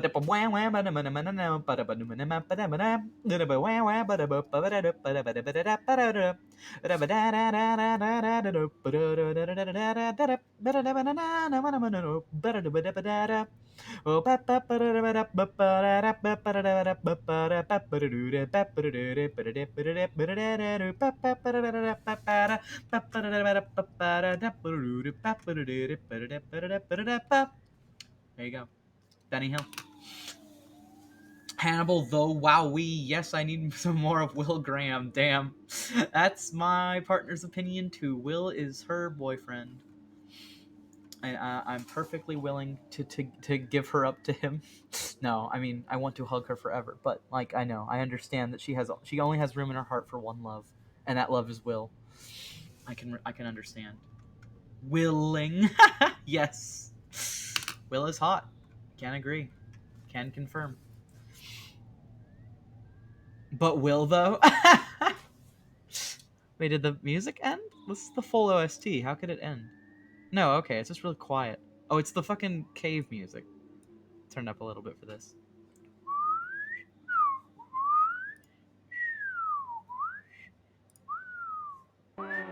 Oh, wow! Music is still going, just small. I'm back a fucking again. Haha, losing my mind. We were talking about Will Graham from fucking Hannibal. I hope you're happy. You missed out on Will. How's Lar? I'm doing okay. I'm sane. Still sane. Working on that though. My boyfriend. Yes, I know. I just said. I said that Reese only has love in her heart for one person. I understand. I'm willing to give her up for Will's boyfriend. I understand. Reese has a second partner, and that's okay. I like that. They're distracting me and calling me cute. Oh no! Hey, but I sang a fucking dope Benny Hill remix right there. I hope you appreciate that. Sweaty FBI man with an empath disorder. Sweetie, you're not an empath, you just have trauma.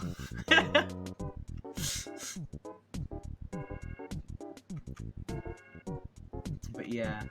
No, I am actually quite excited to watch Hannibal with Reese because Tumblr hyped it up for me as well as she.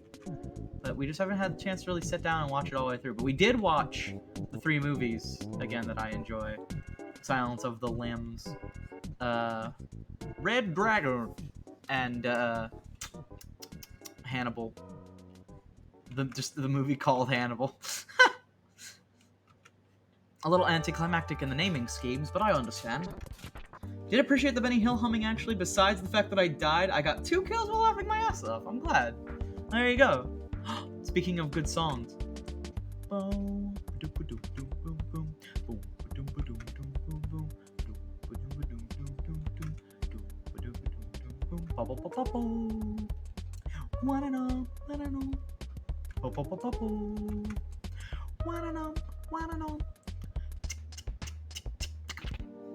Bet you wondered how I made that sound with my mouth.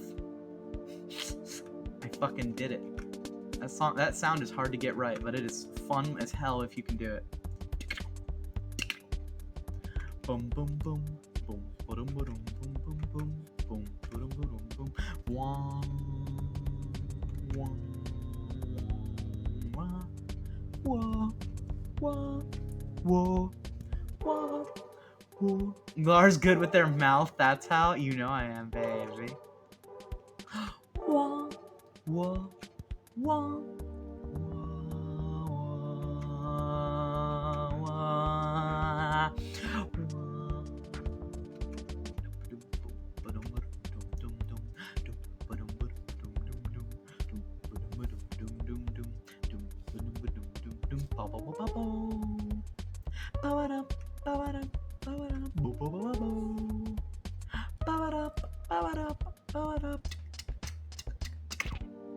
Yeah, that's right.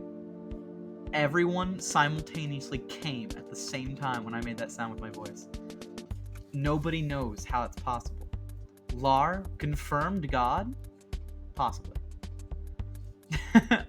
Yet again, I've been confirmed. God at mouth sounds. And then everyone clapped. Yes, just like in my fan fiction that I wrote for me.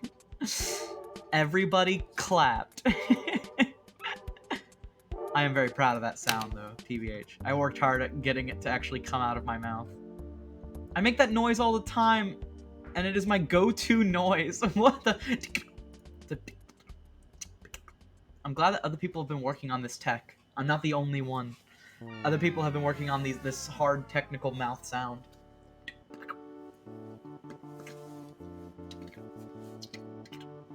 It's hard. It's tough, but it's good. Good sound.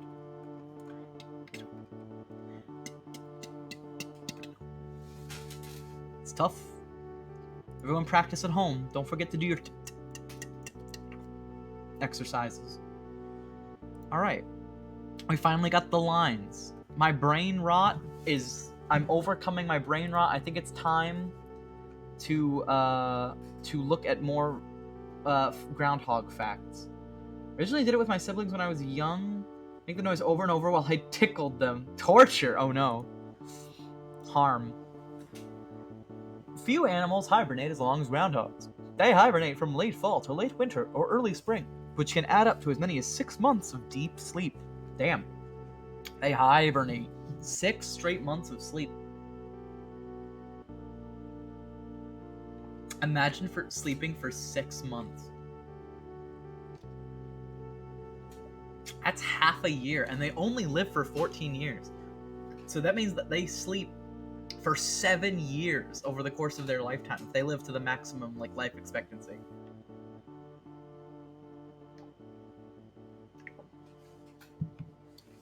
Imagine, because most humans sleep about 1/3 of our lives. But that means groundhogs sleep for half of their lives, which is considerably more. It sucks to spend 1/3 of our lives asleep, but it's we spend 16 hours awake and then 8 hours of sleep. That's 24, I think, right? So yeah, we spend about 1/3 of our lives asleep, but fucking groundhogs spend half a year of their lives asleep. Holy shit. Despite their intense hibernation habits, male groundhogs may wake up early to start looking for potential mates. Typically roam within 2 to 3 acres outside of their own burrow. According to mating does not take place at this time. The visits likely allow the animals to get to know each other before breeding in March. So that they're getting some time to go on dates. They're getting their groundhog smooches out. Did you get Kenneth Copeland mouth noises yet? No, I haven't done those yet. Think groundhogs get paid days off when they hibernate? Because I totally would join them if I did. Yeah. No. Nobody gets paid to sleep. Sadly. I wish that could happen, but... Actually, maybe mattress testers get paid to sleep. Just to, see how comfy it is to, lay on and how good of a night's sleep it gives you. But, hard to say. I don't know if anyone actually gets paid to sleep.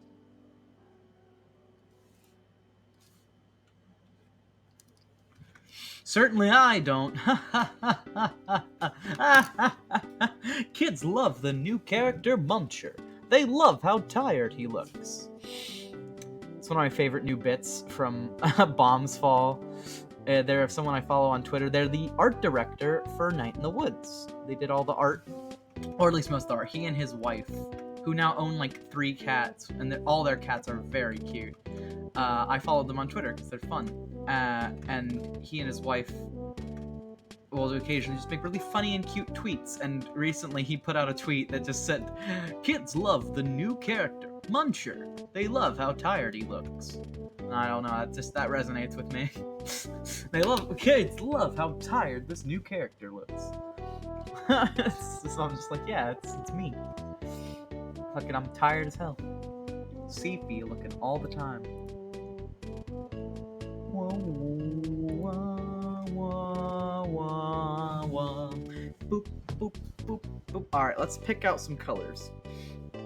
So we got the fact that it's a fairy dragon and that her name is Sayuri. We did it. We wrote all that down. Does anyone know what an industrial means? What does an industrial on her right ear mean? I don't know what that means. I'm not in the know. I'm not with the cool kids. I'm gonna look it up. You know what? Fuck it. I'm about to look this shit up. What is an industrial. Oh, a piercing. An industrial piercing. It's a type of piercing. Oh, it's the bar. It's the little fucking bar. I see. Okay, that's easy enough. Why didn't I look that up before? Dude, I look tired all the time, and kids are probably like, who's that scary man pulling those carts? Aw. I'm so sorry. I hope not. You're a certified cutie, so how could anyone think you're scary? I don't know. I don't understand. That's impossible. Someone who's certified cutie can't be scary. That's just facts, bro. That's just facts and logic.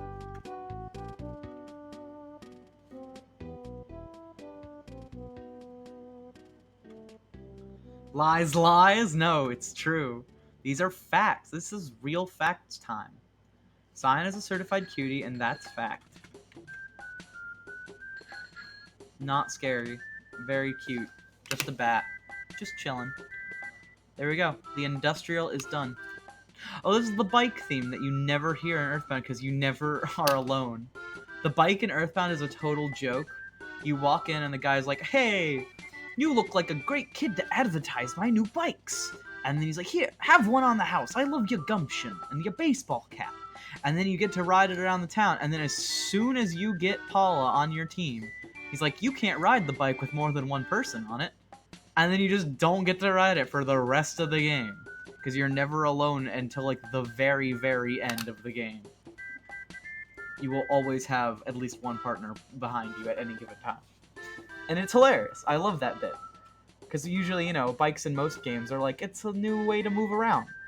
And usually your partners just like pile into your pockets or whatever, like in Golden Sun. I don't know if anyone else gets pissed at Golden Sun about that, but does anyone else hate it when the fucking partners in that game just evaporate into Isaac's pockets? You know how that happens?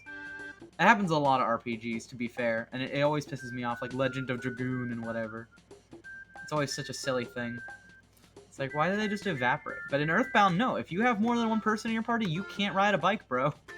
They can't just keep up with you while you're on a bike. That would be stupid. Not at all. Golden Sun is fine. Wait, do they not just disappear? I played like a Golden Sun on my DS, and they all evaporated into my pocket, and that really annoyed me. I was like, why don't they exist? And then Earthbound makes that a joke, and I like that. I don't know. That's funny to me. They're like, haha, see, you can't ride a bike because you have more than one person in your party. It's like, yup, sure can't. That's fine. I personally believe that the movement speed in Earthbound is great. And the skip sandwich is a cool way to speed up if you're really in a hurry. The skip sandwich usage is one of the coolest things I've ever seen in speedruns, because they can use it to clip out of bounds and shit. It's really fun. Find the frequent yes and no responses a bit weird. Like, where are the actual responses? I don't play a lot of Golden Sun. I haven't played the one on the DS. But I'm sure that that's actually like a valid gripe.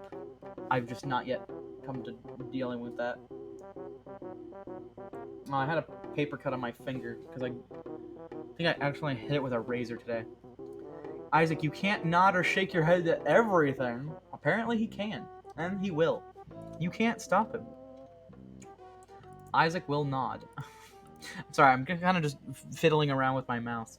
I need to look at the colors. Lavender and sea green blue. Or sea green, yeah, you know what I mean. It's a blue green. So let's get like that kind of turquoise. You know, a little bit on the greeny side. This is kind of very jade colors, honestly.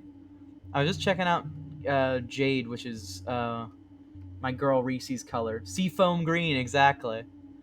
That's lake foam green. That's not seafoam green. Go upstairs and change right away.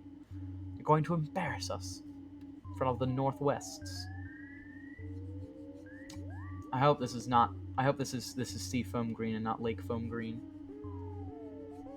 But yeah. Maybe it is. Is it a little greenier? Oh, it totally is a little greenier. Well, I need it. I need the slightly darker green. And then lavender, which is a very specific purple, but I'll check it out.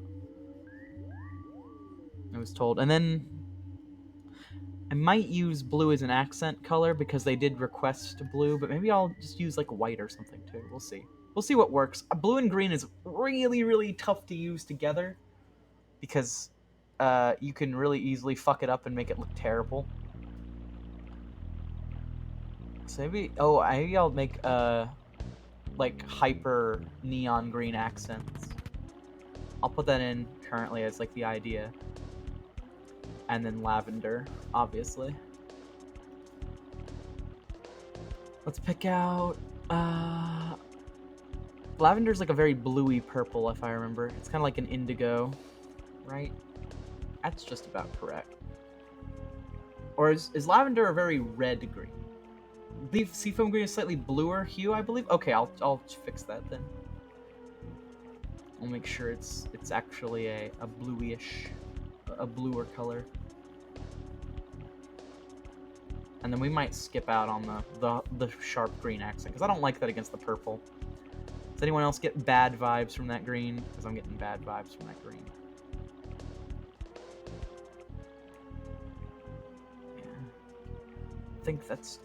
Yeah, that's perfect. Scion is here. Ah, the perfect music. Lar, your crimes of calling me cute will be paid out twofold. Good night. Practice your super guards. I'm not playing Paper Mario, but I will practice my super guards regardless. I like the crimes question mark. How does a really deep blue look on this? Oh, that's terrible. But how about less saturated? No, it looks too much like the lavender. How about this pink? This is like Jade's pink, so I'm kind of cheating a little bit. But I could do a pink like this. Lavender is a bit brighter and slightly more white. Okay. I trust. Like this, you think? Yeah, that actually looks better, TBH. And then... It's very basic to go with pink and purple, but I totally could, right? Yes, yes, yes! Oh my god, I'm glad. Let's try orange as well, because that's another jade color. There's no color I can pick that won't just look like I'm copying jade. Maybe just white. White is a solid accent no matter what you're doing. No, actually, I could pick a darker color, like a gray or a black. Let's do like a cool gray, because I'm gonna need the paw pads to be like a darker color. Yeah. Could do cream or beige. Yeah, I was thinking that too, if I ever wanted to try and do a lighter color, but I'm thinking about darker. Darker for accents. Because you'll notice, well, you might not notice because the little Lar's in the way, but in my reference, ferrets have like darker paws a lot of the time. And so for my little ferret dragon idea, I'd like for them to have kind of dark paws, if that makes sense. It's kind of the idea. Yes, cream and beige. I could do like a white or a white adjacent color like that. But nobody's excited about beige. No one likes beige, you know? Except if you're SpongeBob. But I don't like beige. I'm gonna try and do something more creative than that. But yeah, I think ferrets just generally have like darker accents. So I'm gonna stick with this for now. Everyone's psyched for beige. Woo, beige! Let's fucking go, beige! Yeah, woo! Woohoo, beige! It's like me and Groundhog's Day. Speaking of, we haven't had a groundhog fact in a while.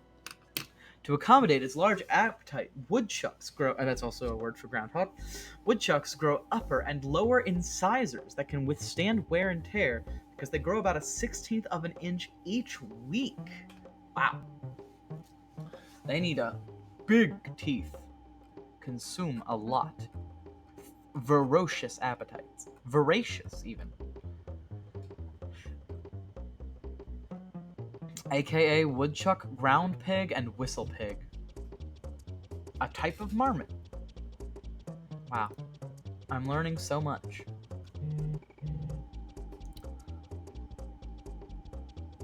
Yeah. While digging a burrow, an average groundhog moves approximately 2,500 kilograms of soil. That's amazing. Oh, what?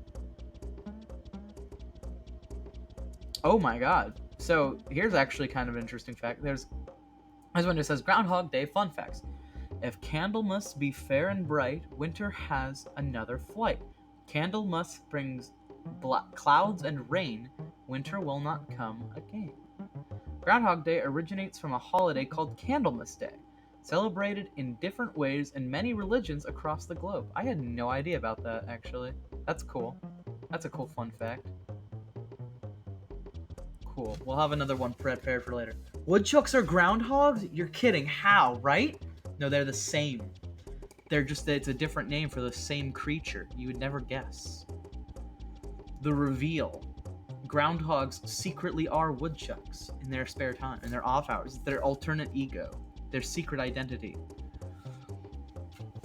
It's like fucking Clark Kent. It's like a groundhog is just a woodchuck wearing glasses.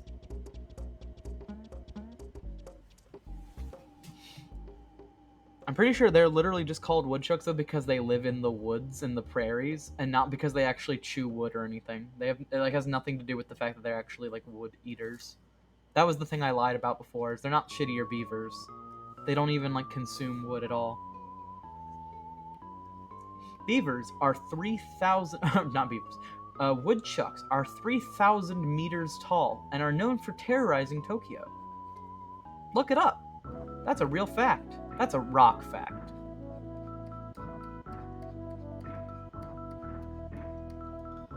Ah, yes, my companion, Chuck. Yeah, Wood and Chuck, co-companions. Co-conspirators. And this sad bitch. That's just the way it is on this bitch of an earth. As one might say, as one Luigi might say. Everything but your stream works for me right now. I'm gonna have to miss this one. Sorry. Oh, I'm sorry, Reese Puff. I don't know why it ain't no working. I haven't even dropped a single frame. I've had 13 slow frames though, but I don't know. I haven't dropped any frames this stream, so I think it might just be a problem on your Wi-Fi's end. It's a shame. Sorry to hear it, Reese Pup. Stinky.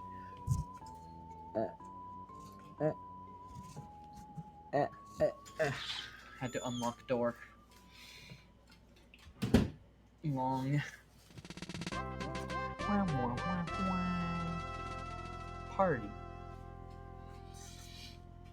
Man, Reese's gonna miss out on the historic Groundhog stream. This is so sad.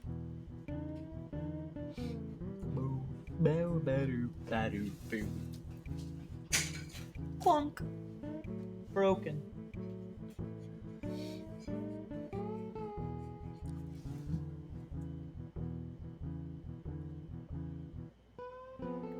Distant, anxious dog noises.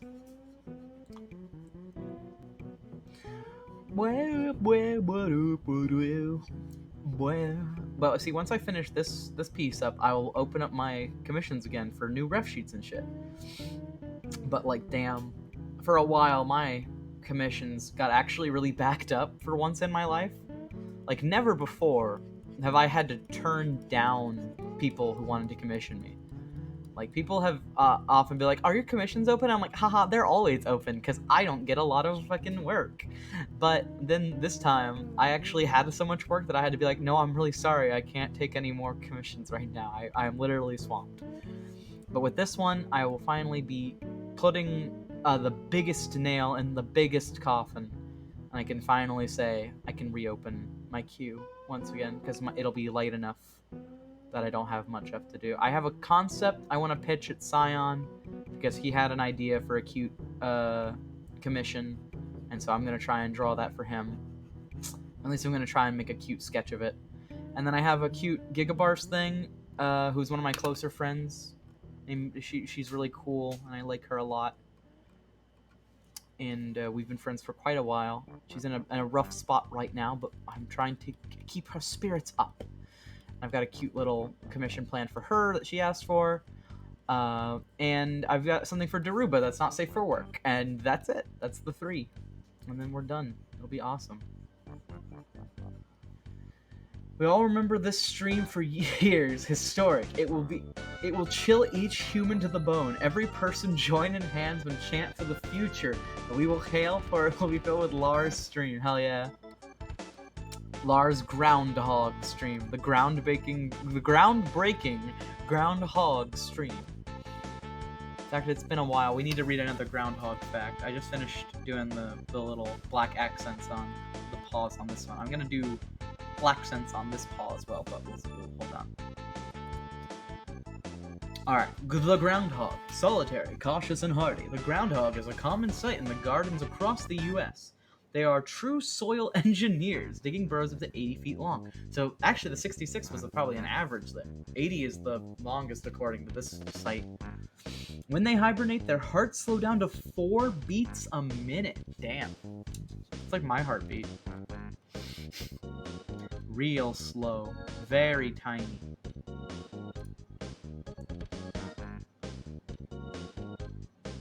Yeah.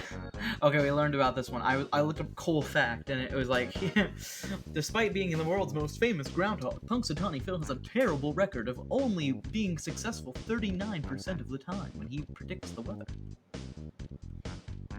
Hog the ground while you can. It must be broken bit by bit. Damn.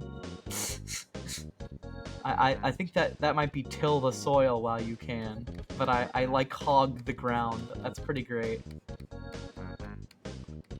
Hog the ground while you can. It must be bewoken. Woo. Bit by bewit. Wow, wow, wow, wow.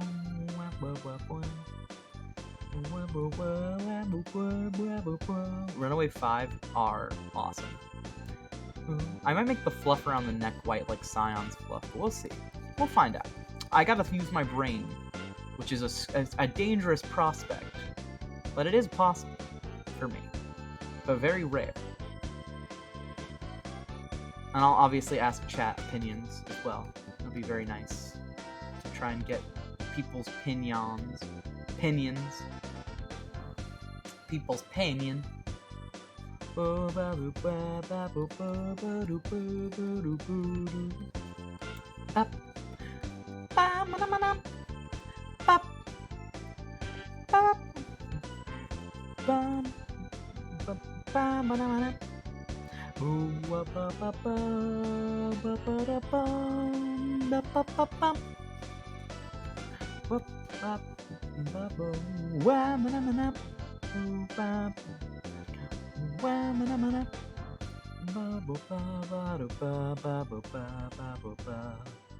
Now, Fairlar, forgive me from asleep to do dishes. With all hope, shower. Okay, have fun. Go do your dishes, shower, have a good night. Do your things. I pray for you. Fairly well, oh great one. I don't know when I became God, but apparently I am now. Just been fucking ascended. Ascended Lar. Larscended. A Slendar? A Larsen? Ascended Lar. Agende.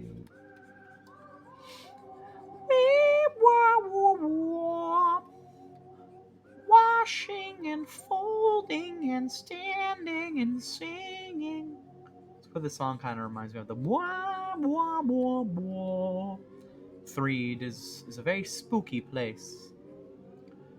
Let's not go to Threed. 'Tis a silly place. On second thought. Yeah, everyone's watched Monty Python. I'm not original. Blah, blah, blah, blah. Blah, blah, blah, blah. Blah, blah, blah, blah. I don't know what main color. I guess I should probably pick the lighter of the two, which is the green. But man, this is totally gonna look like I'm just ripping off Jewel. But I swear this is the description. I was asked for sea foam green, or sea green blue, or whatever, and lavender. This is legit what I was asked to perform. So, I'm sorry ahead of the time, Reese. I'll find another, like a fourth color to add into this. But, for realsies, it looks like this is gonna be what they're going with.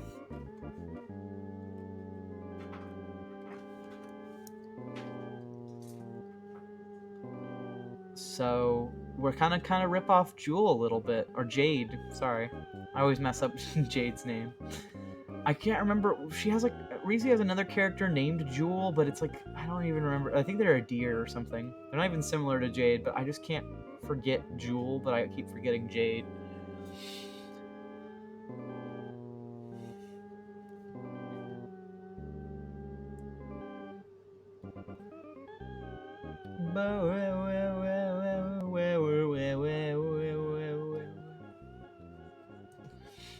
But yeah, I'm gonna make the fluff purple, I think. At least the hair tuft. Maybe I'll make the chest tuft the black.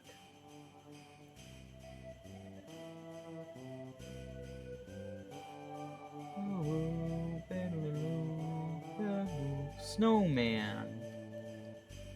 Good winter's theme.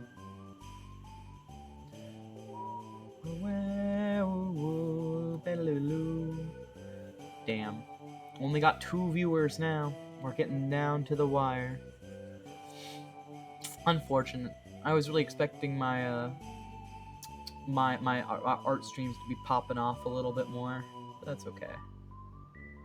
Sometimes you get a lot of viewers and sometimes you don't. But either way, life goes on.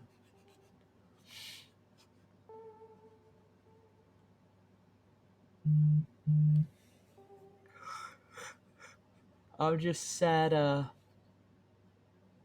don't think Rue isn't here, and they're the one who commissioned this for their sister. Or their sibling. I don't actually know if they claim it's their sister, but then their sister wants a character of theirs, like they want to like RP as or something to be NB. So I'm like, I feel like your sister might be NB, but it's up to them, honestly. For how like Reese's one of her favorite characters that she made was Jay, and Jay's a guy, and she's not a guy, so it's like I can relate, I can understand. Sometimes you make characters just because you want them to be cool, and not necessarily because they line up with your identity. And that is totally valid. Groundhog's really out here trying to hog the ground as if land can be owned. True facts. Private property. I can't not think of that meme. So true. Boys really do be like. Alright, let's hear another Groundhog fact. We gotta get another one somehow. Oh, there's like a whole chart. Oh, this is the prediction chart. Wow, he's only predicted early spring. Apparently, according to this study done, it doesn't say. Oh, it just says since 1887, but it doesn't say what the latest. Okay, no, it says up to 2019. But he says that he has predicted early spring only 19 times. He's predicted nothing 10 times, and he's predicted more winter 104 times. And apparently he's only ever been 39% right. Or only about 40% of the time, I suppose, according to this study. Past 10 years, Phil has been right 40% of the time. That is crazy. He is very bad at his job. Imagine being 40% good at your job. Groundhogs are nature's landlords. Why is Tom Nook not a groundhog? Damn, you know? That would have been a solid design choice. Why isn't Animal Crossing 100% groundhogs? Who's to say it isn't? No one knows what a groundhog looks like. Groundhogs aren't real. They're 900-foot tall beings made of butter that terrorize Japan all the time. And they shoot nuclear blasts out of their nipples. No one quite understands what a groundhog truly is. Also known as a woodchuck and a whistle pig. So really, what is a groundhog? We will never know. Ignore the stream opener showing what a groundhog looks like. There's no such thing. Groundhogs aren't real. They don't exist. They're just imaginary. They're just imaginary lumps. It does not look like a Tom Nook. Actually, it kind of does. IRL. Real life groundhogs do kind of look like a Tom Nook. That Groundhog is nonplussed to be involved. It's true. It's Punky Phil. That's Punkatani Phil. But he's not very interested. He just kind of shows up, predicts the future, and then pieces out. Kind of like your weird aunt at your family reunion. Your weird green-pilled aunt at every family reunion. No, I don't like Mickey D's. Thank you, though. Okay.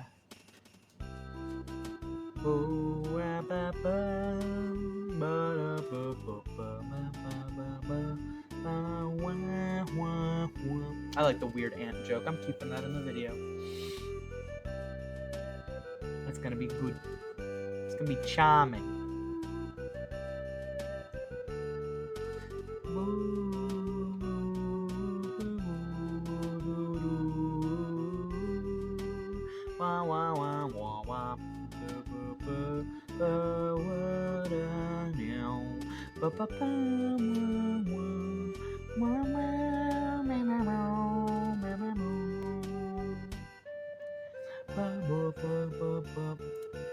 Love Erdy Bound.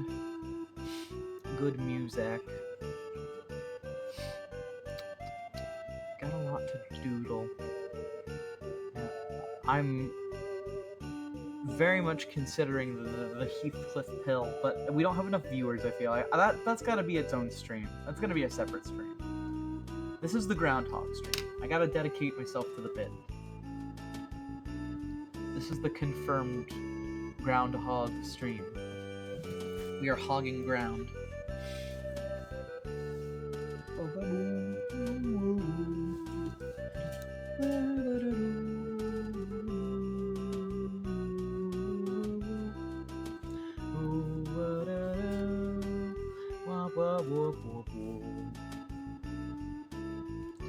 There we go.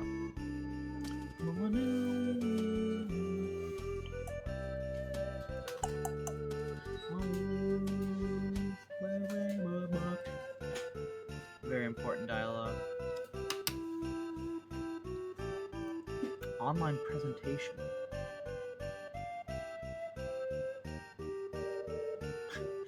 Fun facts, Phil has his own set of handlers, who state that he weighs 15 pounds and subsists on a diet of dog food and ice cream. He spends most of the year living in a climate-controlled environment at the Punxsutawney Library, so that's where they store him, in cryostasis. In the library. Yeah, Punxsutawney Phil works at the library, it's confirmed. When it is time for him to make his prediction at Gobbler's Knob. Damn, that's a good fucking name. His handlers place him in a heated burrow beneath the artificial tree stump. At 7:25, he is pulled from the burrow to make his prediction. Damn. That is crazy. So he's in the library, the Punxsutawney Library in Gobbler's Knob. Which is something we really needed to know today. He's in cryo sleep in the library at all times. Lar, I did it. You commissioned Reese? I don't get it. What did you do? Lou, what did you do? Nervous. That's such an ominous statement coming from you because you're just such a mischief maker. Say, I did it. I passed out on a mattress while listening to your stream. It finally happened. I was too relaxing. Magical. Too sleepy. I can't believe you could stay asleep while we're talking about Groundhog cryo sleep. This is too important. Can't be sleeping now. This is Groundhog's Day. This is the least boring thing I've ever talked about. Groundhog facts. I feel like every stream should have a theme from now on. Maybe I'll do like a mushroom themed stream again, but instead we'll just like read mushroom facts. You know? I feel like we could do a lot of themed streams. Succumbed to the Groundhog hypno. Oh no. Oh no. No Groundhog themed hypno. We're not doing Groundhog ASMR. Actually, that's kind of what my stream is. My stream is kind of just Groundhog ASMR, let's be real. Not gonna lie to myself. Hypnotoad, but it's a groundhog. Buy it, buy it, buy it. Hypnohog. Confirmed. Hypnohog confirmed. It's just a fucking Hypnotoad, but it's just like, come to my stream. That would be a good way to start stream one day, is just have a Hypnotoad gif just playing on repeat. Like, you will stay for the stream. You will stay for the stream. The stream will begin shortly, and you will stay for the stream. It is beginning shortly. It's just like the fucking Hypnotoad just going.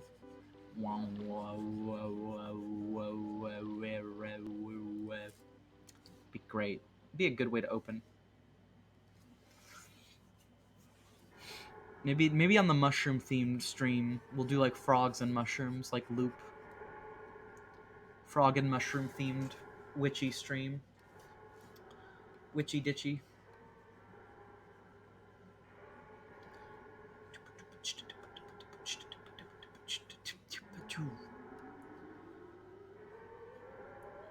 Just making sounds to fill air, TBH. I don't remember any of the things I wanted to talk about. I've gotten so immersed in the Groundhog lore that I've forgotten all my other talking points I had prepared. I usually... this sounds very, like... I feel like this sounds very silly, but I actually usually come into streams with a couple stories prepared that I've thought up throughout the day. I'm like, oh yeah, I've got this stuff to talk about, and then I'll just talk about that for a while.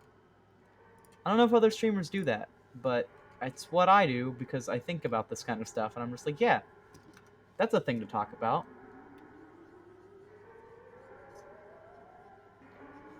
I'm reading more Sherlock Holmes still. I'm on the second book in the book, The Sign of Four. And there was another already quite funny bit. Again, I'm never expecting these books to actually hit me with like genuine jokes, but then they just occasionally do, and they're kind of great. Watson was like trying to tell a lady like an anecdote about him like doing the war in Afghanistan, and he got his words muddled because he was so confused, and he was very excited and focused on the case. And he told her a story about the time where a baby musket opened up his tent in the middle of the night, and then he shot the musket with a double-barreled tiger cub, which is just great. That's honestly just a great story. Damn, we've been in Afghanistan that long, huh? Yep, ever since 1832. To be fair, that was Great Britain and not America, but we have been in Afghanistan for a long time. Or wait, is that the right one, or is it Iran? I can't even remember. Fucking America invades so many places and imperializes so much of the world. I completely forgot which place we're currently occupying that we've been in for forever. I could be completely wrong. Is it even Iraq? Like, what? Am I wrong? I can't remember. I do like the meme where it's just like, since we'll be in this country forever, might as well just stick these pins on these two fucking opposing men, and this comic will be infinitely relevant. And that comic was made in like 2010. It is sad and hilarious at the same time. I wonder if I can find it. I think I sent it to some people, so I could probably grab it. But it is pretty fucking incredible, honestly. The best political comic. The Sky Runner. That's unrelated to politics. That's just an Earthbound song I like. Afghanistan is right between the Russian sphere of influence, Tajikistan. Don't know how to say Kyrgyzstan? I don't know. Both former USSR. Western influence Pakistan, so there's a long history of war there. Damn. That's a shame. It's like Poland. Just keeps getting fucking imperialized and run over because it's just in that middle spot. That's really convenient for all of the major superpowers to fight over. It's not our fault you're placed so deliciously in between these countries, Afghanistan. You just happen to look real juicy today. Woo. Rare.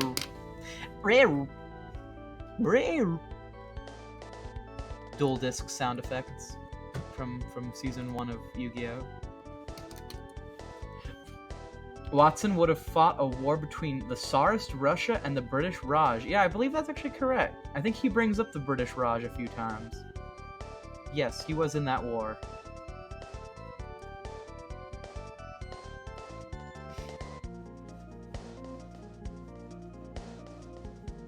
It's pretty, Sir Arthur Conan Doyle writes really effective flavor text for his novels because he's primarily, by his own definition, a historiographer.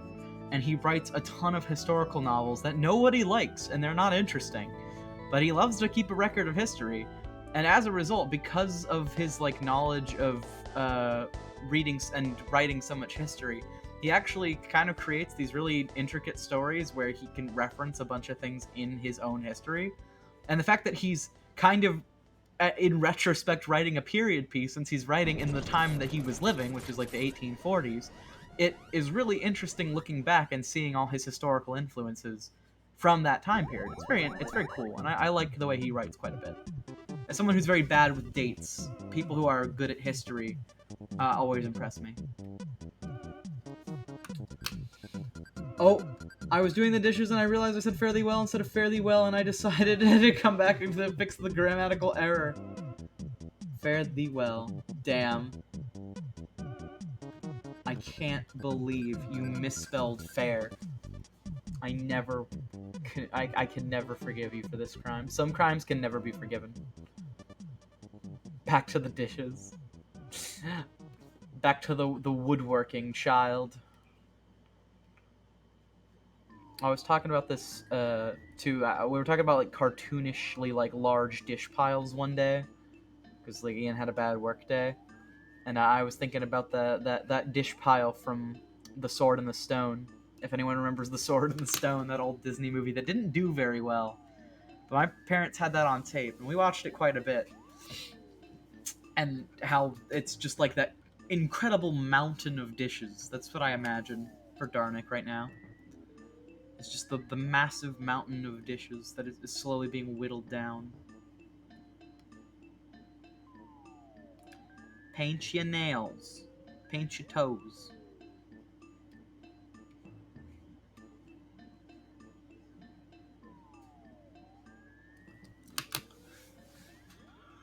Yeah. Now, I've been very invested in the Sherlock Holmes mythos as of late.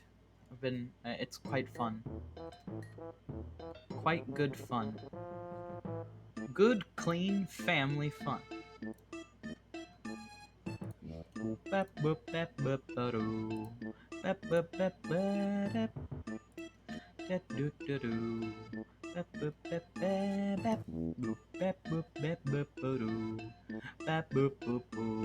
This is the typical song you'll hear if a YouTuber does not know what to put in the background of their backing track, but they want to sound quirky and fun.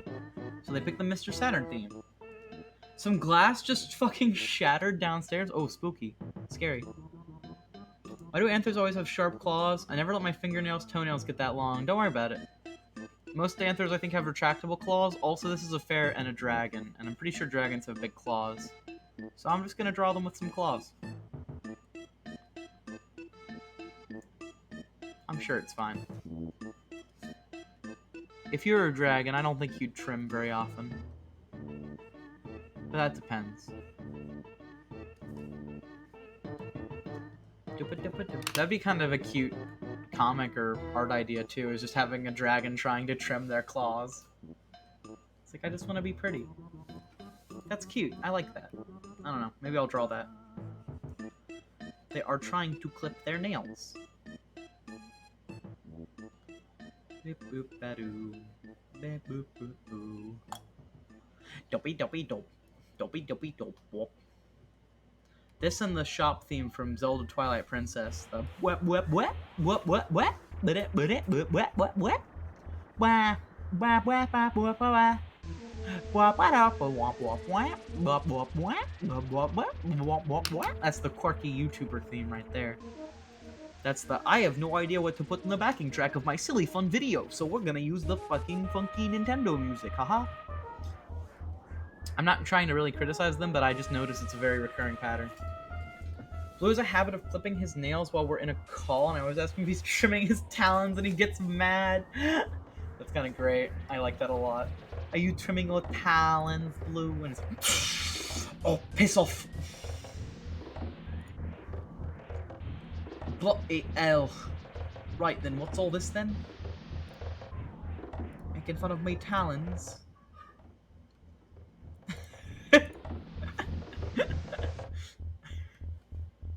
Oh no. What's all this then?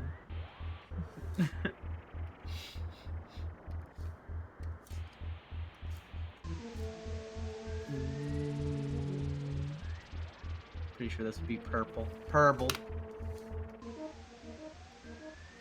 Ooh. Gotta have more room for my layered choices. Ba-doop. This is gonna be their primary color, which is the green. Green! Luigi! Luigi. Wow! Waluigi. How long have I been streaming? Only 2.5 hours. Or 2 and 15. Not that bad. I might wrap it up early though. This hasn't been a very popular stream, but I do want to try and get this done. Maybe Rue will still show up. But we shall see. How do you even draw a ferret dragon? Well, that's what we've learned today. I have done my best, and I hope that they enjoy my take on a character that I am designing. Everyone's probably busy with the Groundhog's Day festivities. You're right. I forgot that I'm not the only person who thinks that this day is the hypest holiday. And I may or may not genuinely feel that way. No, it's true. The Groundhog Day's festivities, you gotta get drunk on Groundhog's Day. You gotta kiss a groundhog. You gotta smooch your mom on the cheek. You have to terrorize Tokyo just like the groundhog does. You have to destroy a city. I'm sorry I fell asleep on stream. That's okay. You're allowed to fall asleep. Just as long as you keep my stream open in the background. That'll keep my viewers up.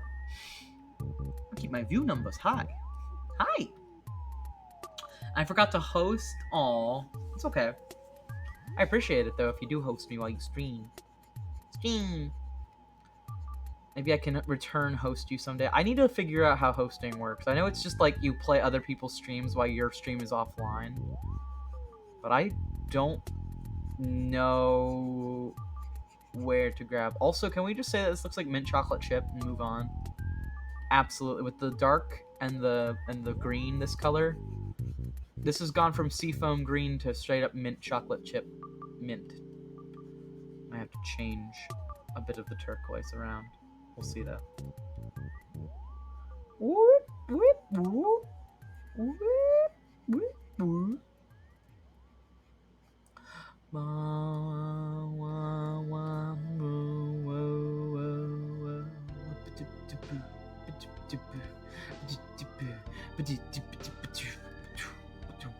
I'm thinking about making the similar to like the little ferret dragon I've got in the corner. I'm thinking about making the wings basically the same color as this green, but like lighter, you know? Like it's just gonna be a lighter form of this green. Okay. Oh, this is the getting high off LSD. Did you know that every day that the Earthbound creators worked on the game, they smoked 7 million pots of crack cocaine every single day? It's a real number. Just every day that they were writing that game, they were like, let's get our lines of crack out. And then they smashed the fucking pots and they just snurfed. Gonna need a source on that? Where's the evidence? Show me the evidence. Nah, it's true, bro. Nah, it's real fact. Don't go and check. That's a real true fact from me.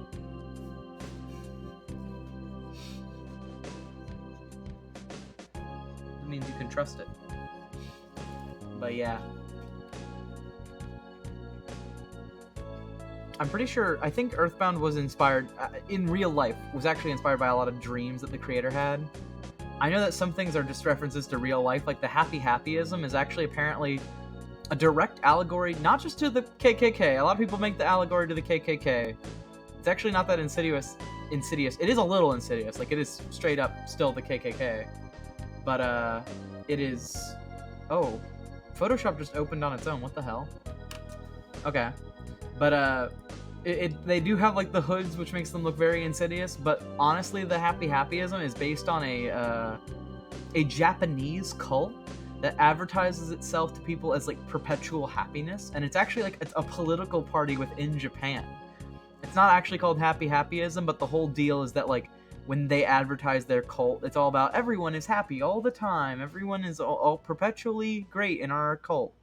And because of those, like, rampant advertisements for the cult in Japan, it directly inspired Shigesato Itoi's writing on the series. Because he was like, yeah, no, that's just something that people have in their countries. And it added to, like, the weird factor of Threed and in Tucson and the Peaceful Rest Village. People only make the KKK comparison because of the hoods, but those hoods have a long history before the KKK. Originated with a Roman Catholic monastic order. I actually had no idea about that.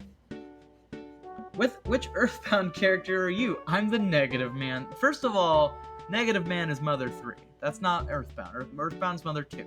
That's okay. Very commonly confused. It's still a Mother character. That's fine. I'm not going to be too picky, I guess. But, I am easily, fucking the Ego Orb from the Lost Underground. I hope everyone knows what the Ego Orb is. King. Yeah, hold on. Let me grab an image of the Ego Orb real quick. I need to fucking Ego Orb pill everyone here real quick.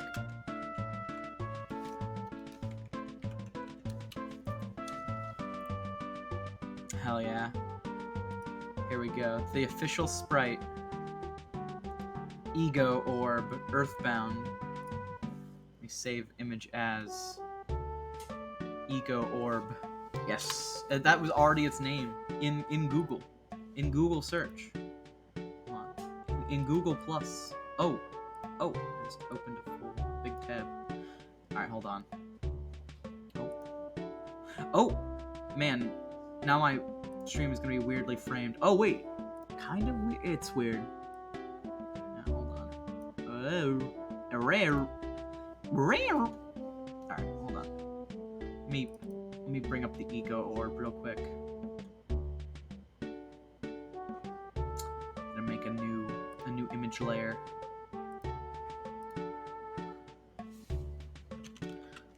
I'm gonna just name this layer Insanity, so that people can, whenever I have to bring up something like this on stream, we'll know. It's on this layer. Here we go. Ego Orb. It's coming in. Hold on. Yes.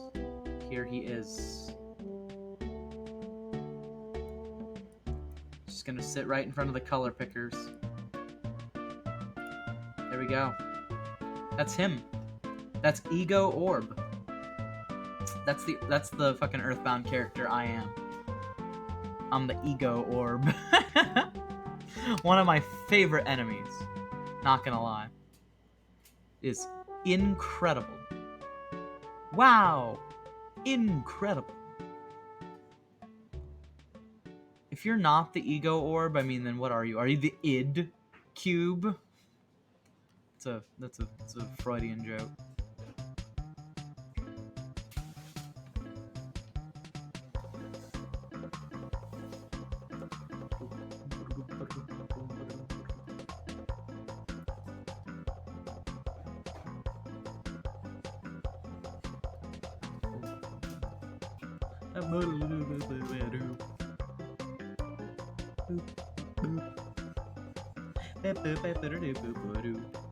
I think this is the bus that takes you to Foreside but gets stuck in the desert.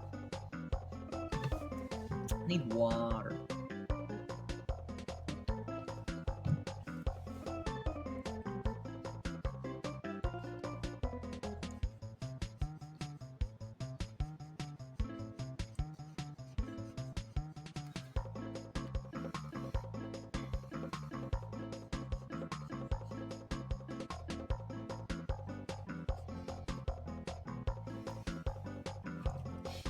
Boom, boom.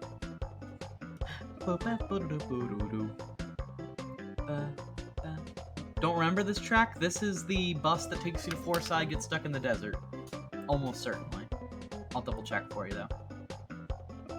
Experiencing interruptions. Find out why. No, I know why. I'm using the internet.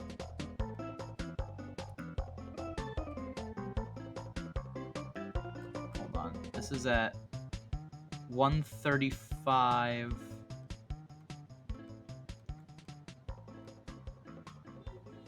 Let me check.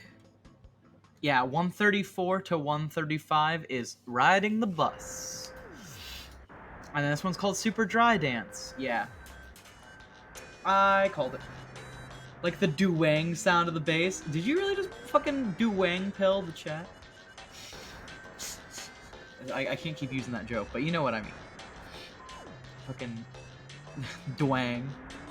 What a beautiful duang. Chew. Trust me, we will get to that. Eventually I will do like a whole JoJo stream. We'll do a JoJo's themed stream at some point. I'll just fucking go off. I'll do like a bunch of JoJo's fan art. And we will discuss Part 4, Diamond Does Not Crash.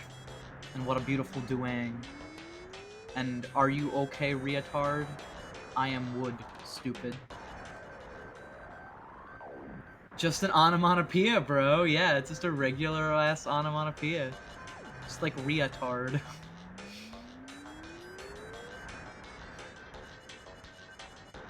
And get a feeling so complicated. Another classic duang meme.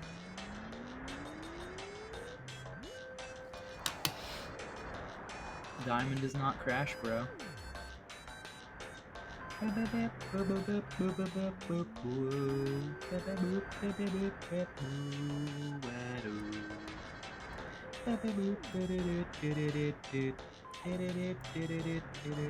think I'm gonna add this to the cube.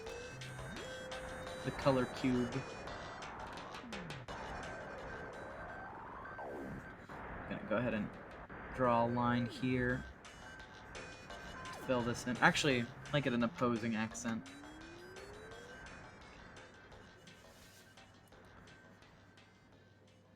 Or maybe I might just go with white. It's hard to say. We'll decide.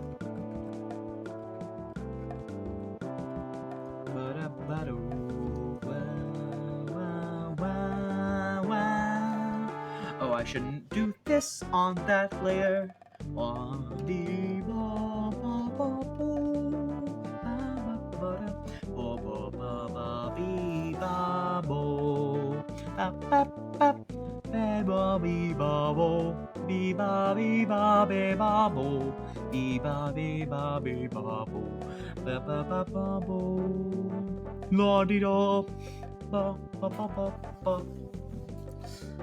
ba-ba-ba-ba,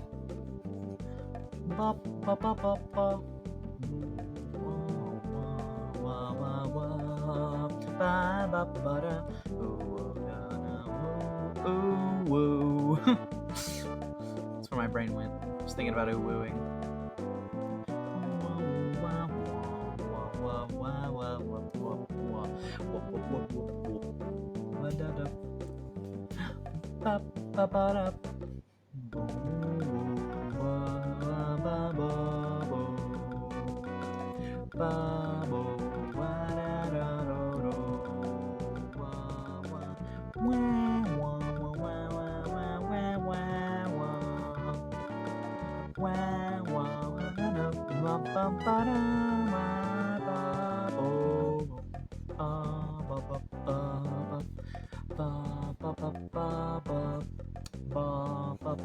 I love Forsyth. That's probably one of my favorite tracks in the game, TBH.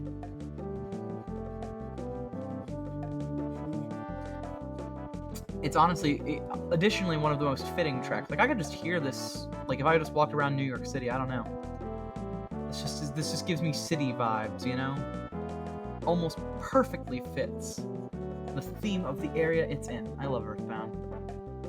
It wasn't obvious from the literal OST playing in the background. But I just really like its music choices. I think they're often incredibly good. The only bad song in the game is Dungeon Man, and that's done on purpose. because it's supposed to be bad, and I actually kind of love it. Like, it's still a bad song, but it's a funny joke in my book.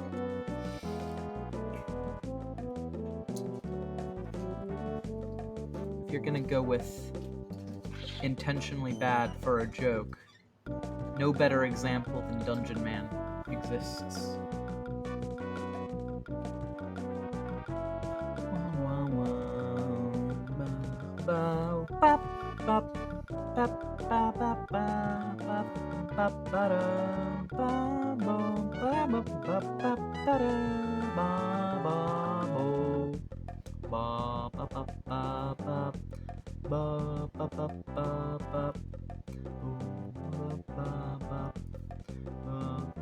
Oh my god, it's made of butter! Haha.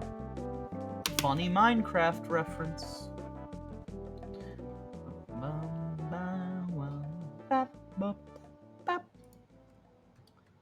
I'm gonna go back to the dark layer. I've decided that this bit up here needs to be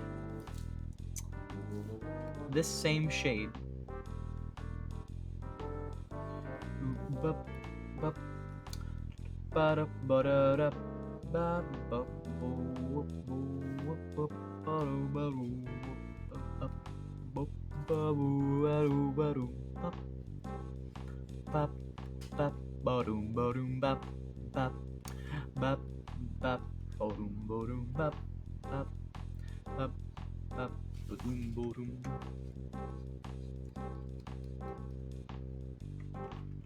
Ferrets often have this like kind of zigzaggy pattern.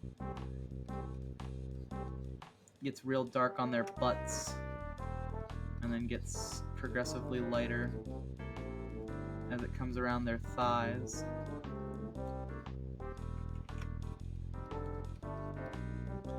Gonna have to mark that. I'm gonna have to denote that here as well.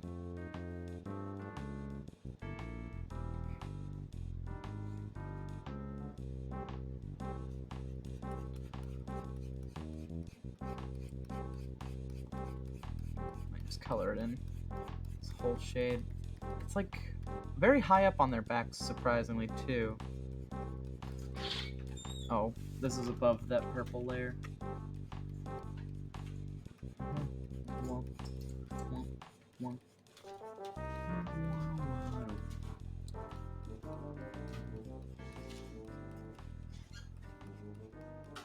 It goes out and about and around. Barcode cheeks, haha.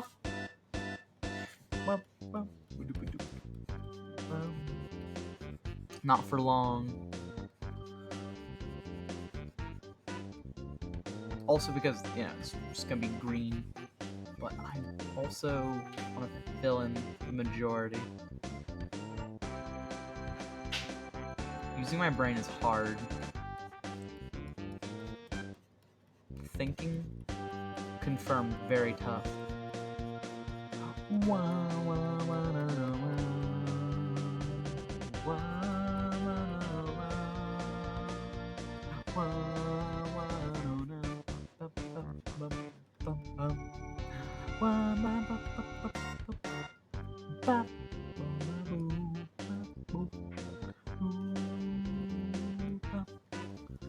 Love this song. It's sick. Yeah, I don't know. Maybe I'll find another way to do like a soft fade. Yeah. Not working for me. I tried using my brain. Didn't work out. As usual. I can't undo even further because Fire Alpaca kind of sucked.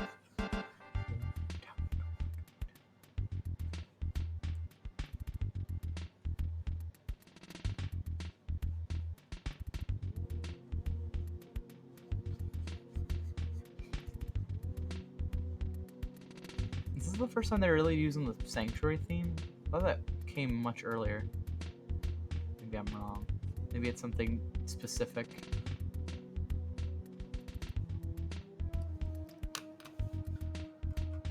Okay. Yeah, it's not working for me, Chief. Also, this green, not quite light enough to justify a whole different color. Not quite. How about this? Oh, I'm stupid. I'm on the wrong layer. Whoopsie daisies.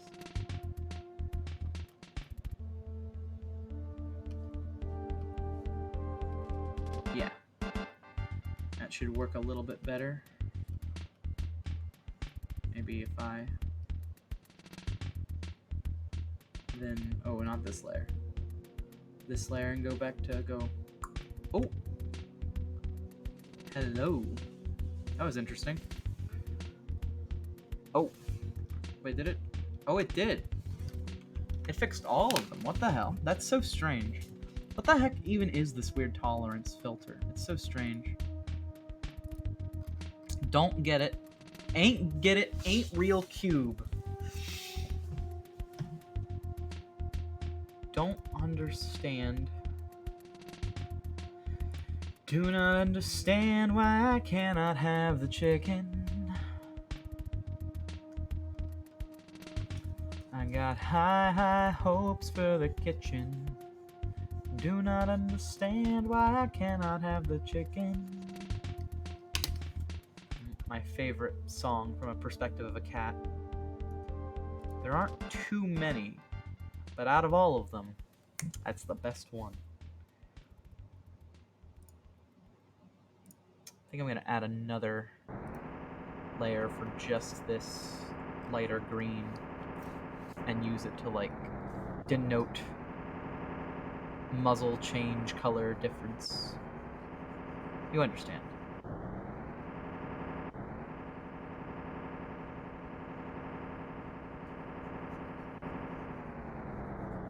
Muzzle different.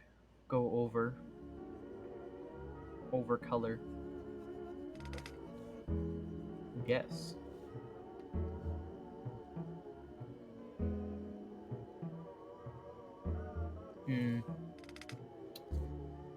Hold on. I want to make this a little thinner. Just a little thinner. Just a touch. Just a twang.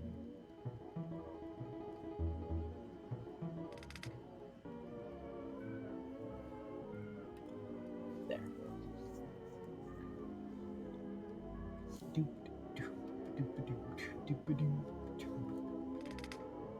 Thinking about maybe I gotta use this like lighter color more. I'm gonna use it on the tummy, almost certainly. This works very well for like tummy colors, like a little underbelly, lighter color. I just don't know where else I can put this color to use.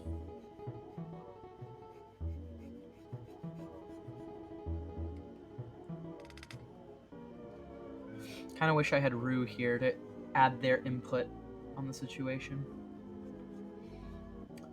But we just gotta go it alone without them. And I'll message them about it after. I suppose. Kind of defeats the purpose, but I understand. Can't always be here. Yeah, this is looking okay. Kind of digging it.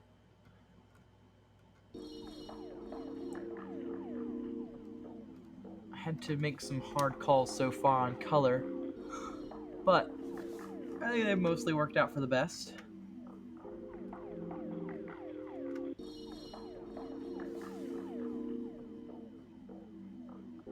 You might ask further about if they're sure they want lavender and this specific green. They kind of contrast very poorly, I find.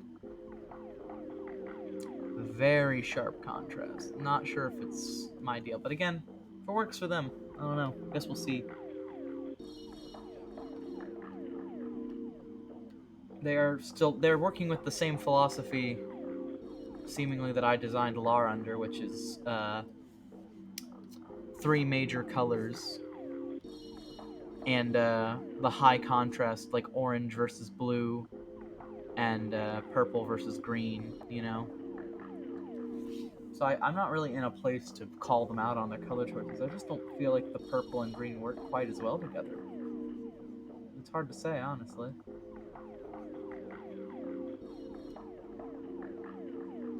I almost feel like this would be better if it was like a blue, like it was like shroob colored. Shroobs from the fucking Mario and Luigi Partners in Time video game. But I just don't know. I don't really have that much room to experiment with color since this was like the one thing specifically denotated by the commissioner that they wanted to see. So I guess I'll just make sure I got the colors right when I tag in on them. Be like, hey, what did you think?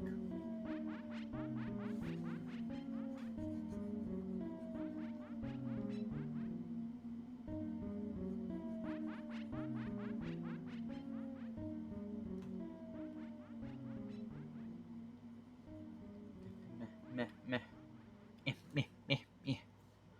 Could do like a little Reese thing too, where it goes into like the dark goes into a light patch, like right here, and then into darker colors again. That could be really nice looking. It's hard to say for sure though.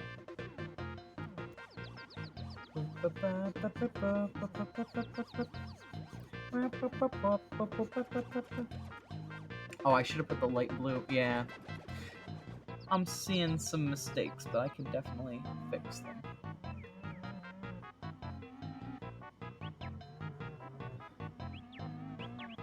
Ref sheets can be tough like that. They make you work for it, but we got this. It's coming along.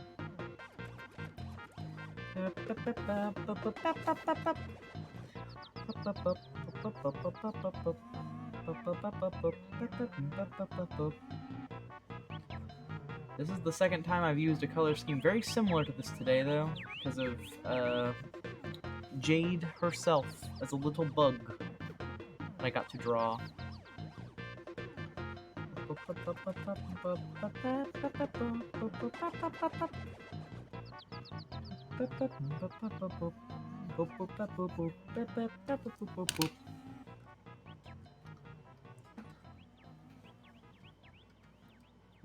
Okay. Whoa! Oh, the teleport theme is its own music in the OST. It's kind of cool. I assumed it was just a sound effect that played, but I guess it does cancel the music in the area when it activates. I never really thought about it as its own music track. That is kind of cool, though.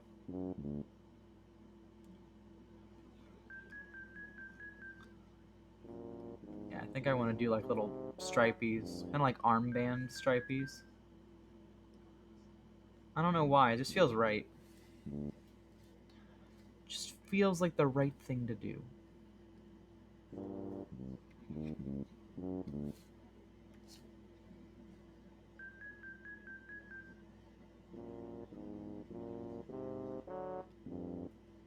Just adds a little bit of extra flair to the design.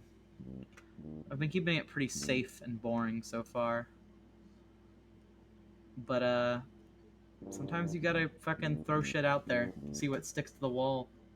Sometimes customers don't know what they want until they got it. And this is someone who's literally having me to design their character from scratch, so who's to say?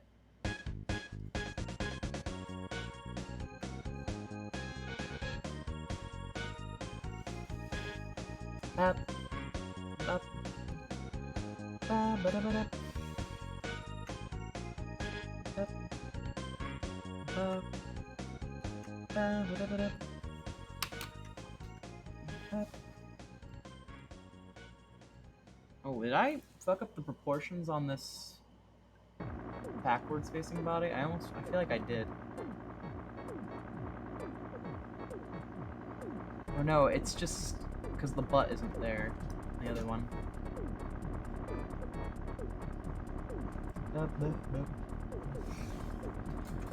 The little like Porky flying away in the helicopter theme. It's pretty dope, honestly. Mischief Maker Porky as always.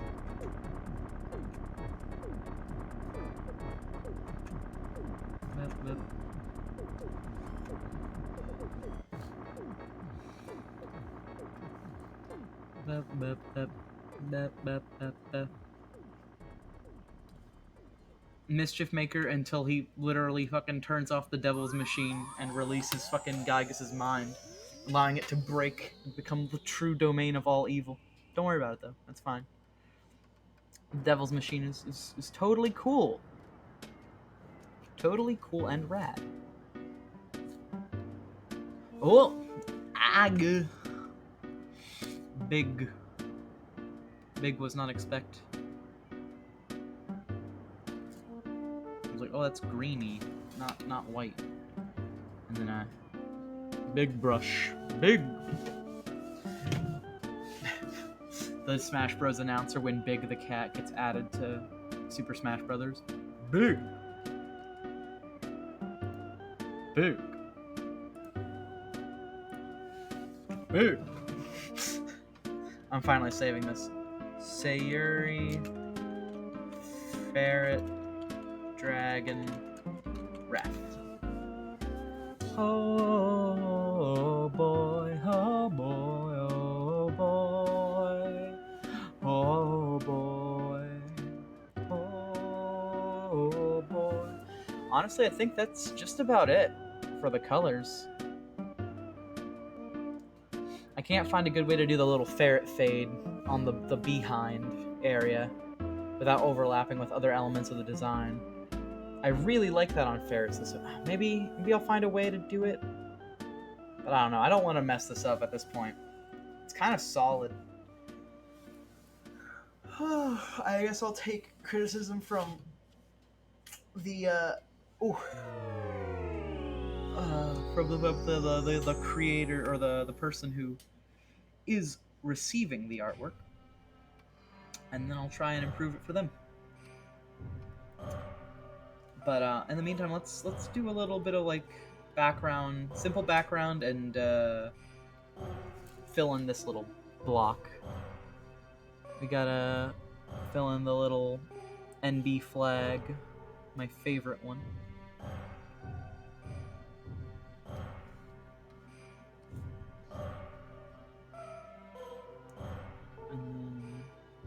Might need more purple, TBH. I mean, it's kind of a weird rectangle where it's not quite flag shaped, so portions will be a bit off. Oh, that's too green and not quite standoffish enough. There we go. Even that kind of looks wrong, but it's fine. Love it. I'll stick with it. Perfectly fine. I don't think I'm... The only color that's not listed here is the gold for the band, but I figure the industrial can be any color.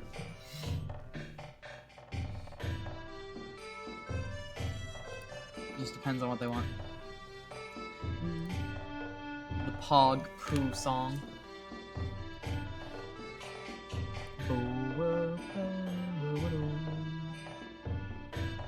Airbrush. Honestly, it could do... I might do like a soft orange.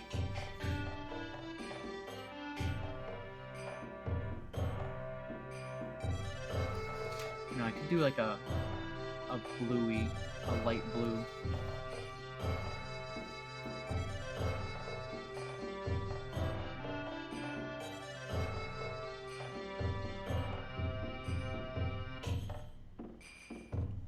It reminds me, I gotta actually do a white layer as well.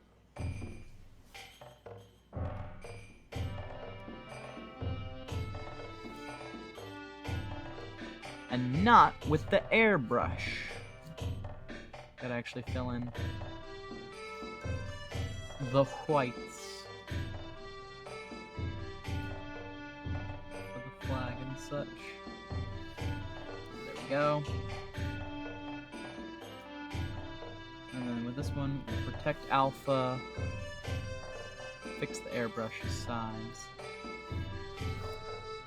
and then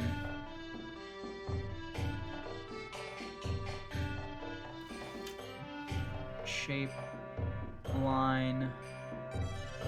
Wish I could just make like a grid, like this is a perfect grid. Ooh, this too big a line.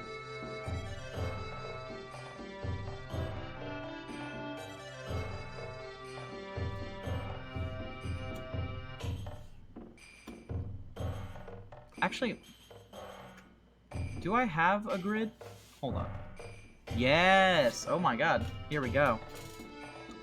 This is the true path.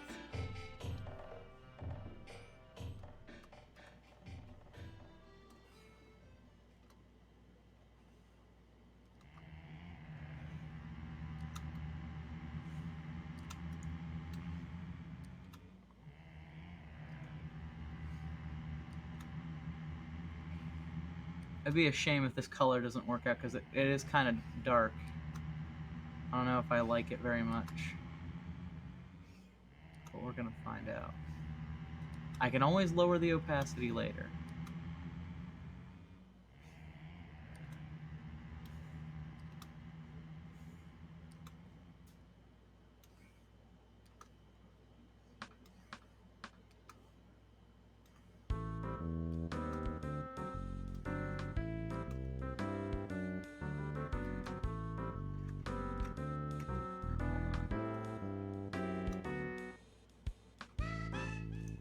Well, the final Runaway 5 performance that you can accidentally watch like 18 times if you're not careful.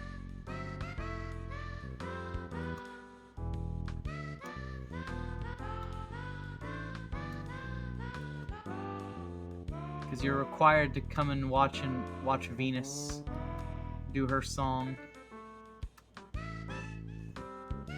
in order to help get her autograph for some dude. But it's really vague when you're supposed to get her autograph, and it can often lead to you doing the same bit over and over and over and over.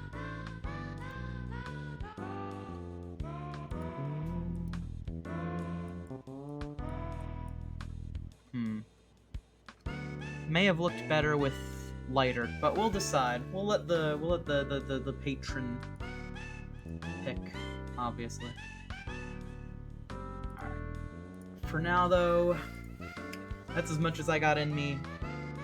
That was kind of just a very chill stream. I was hoping that the Groundhog stream would be the hype stream of all time, but we can't all be Punxsutawney Phil. Let's be real. Let's be real with ourselves. Punky Phil will just be too perfect for this world forever. We can't all live up to his code of ethics. I don't know what I'm rambling about at this point. Regardless, I hope everyone has a good rest of your night, and take it easy.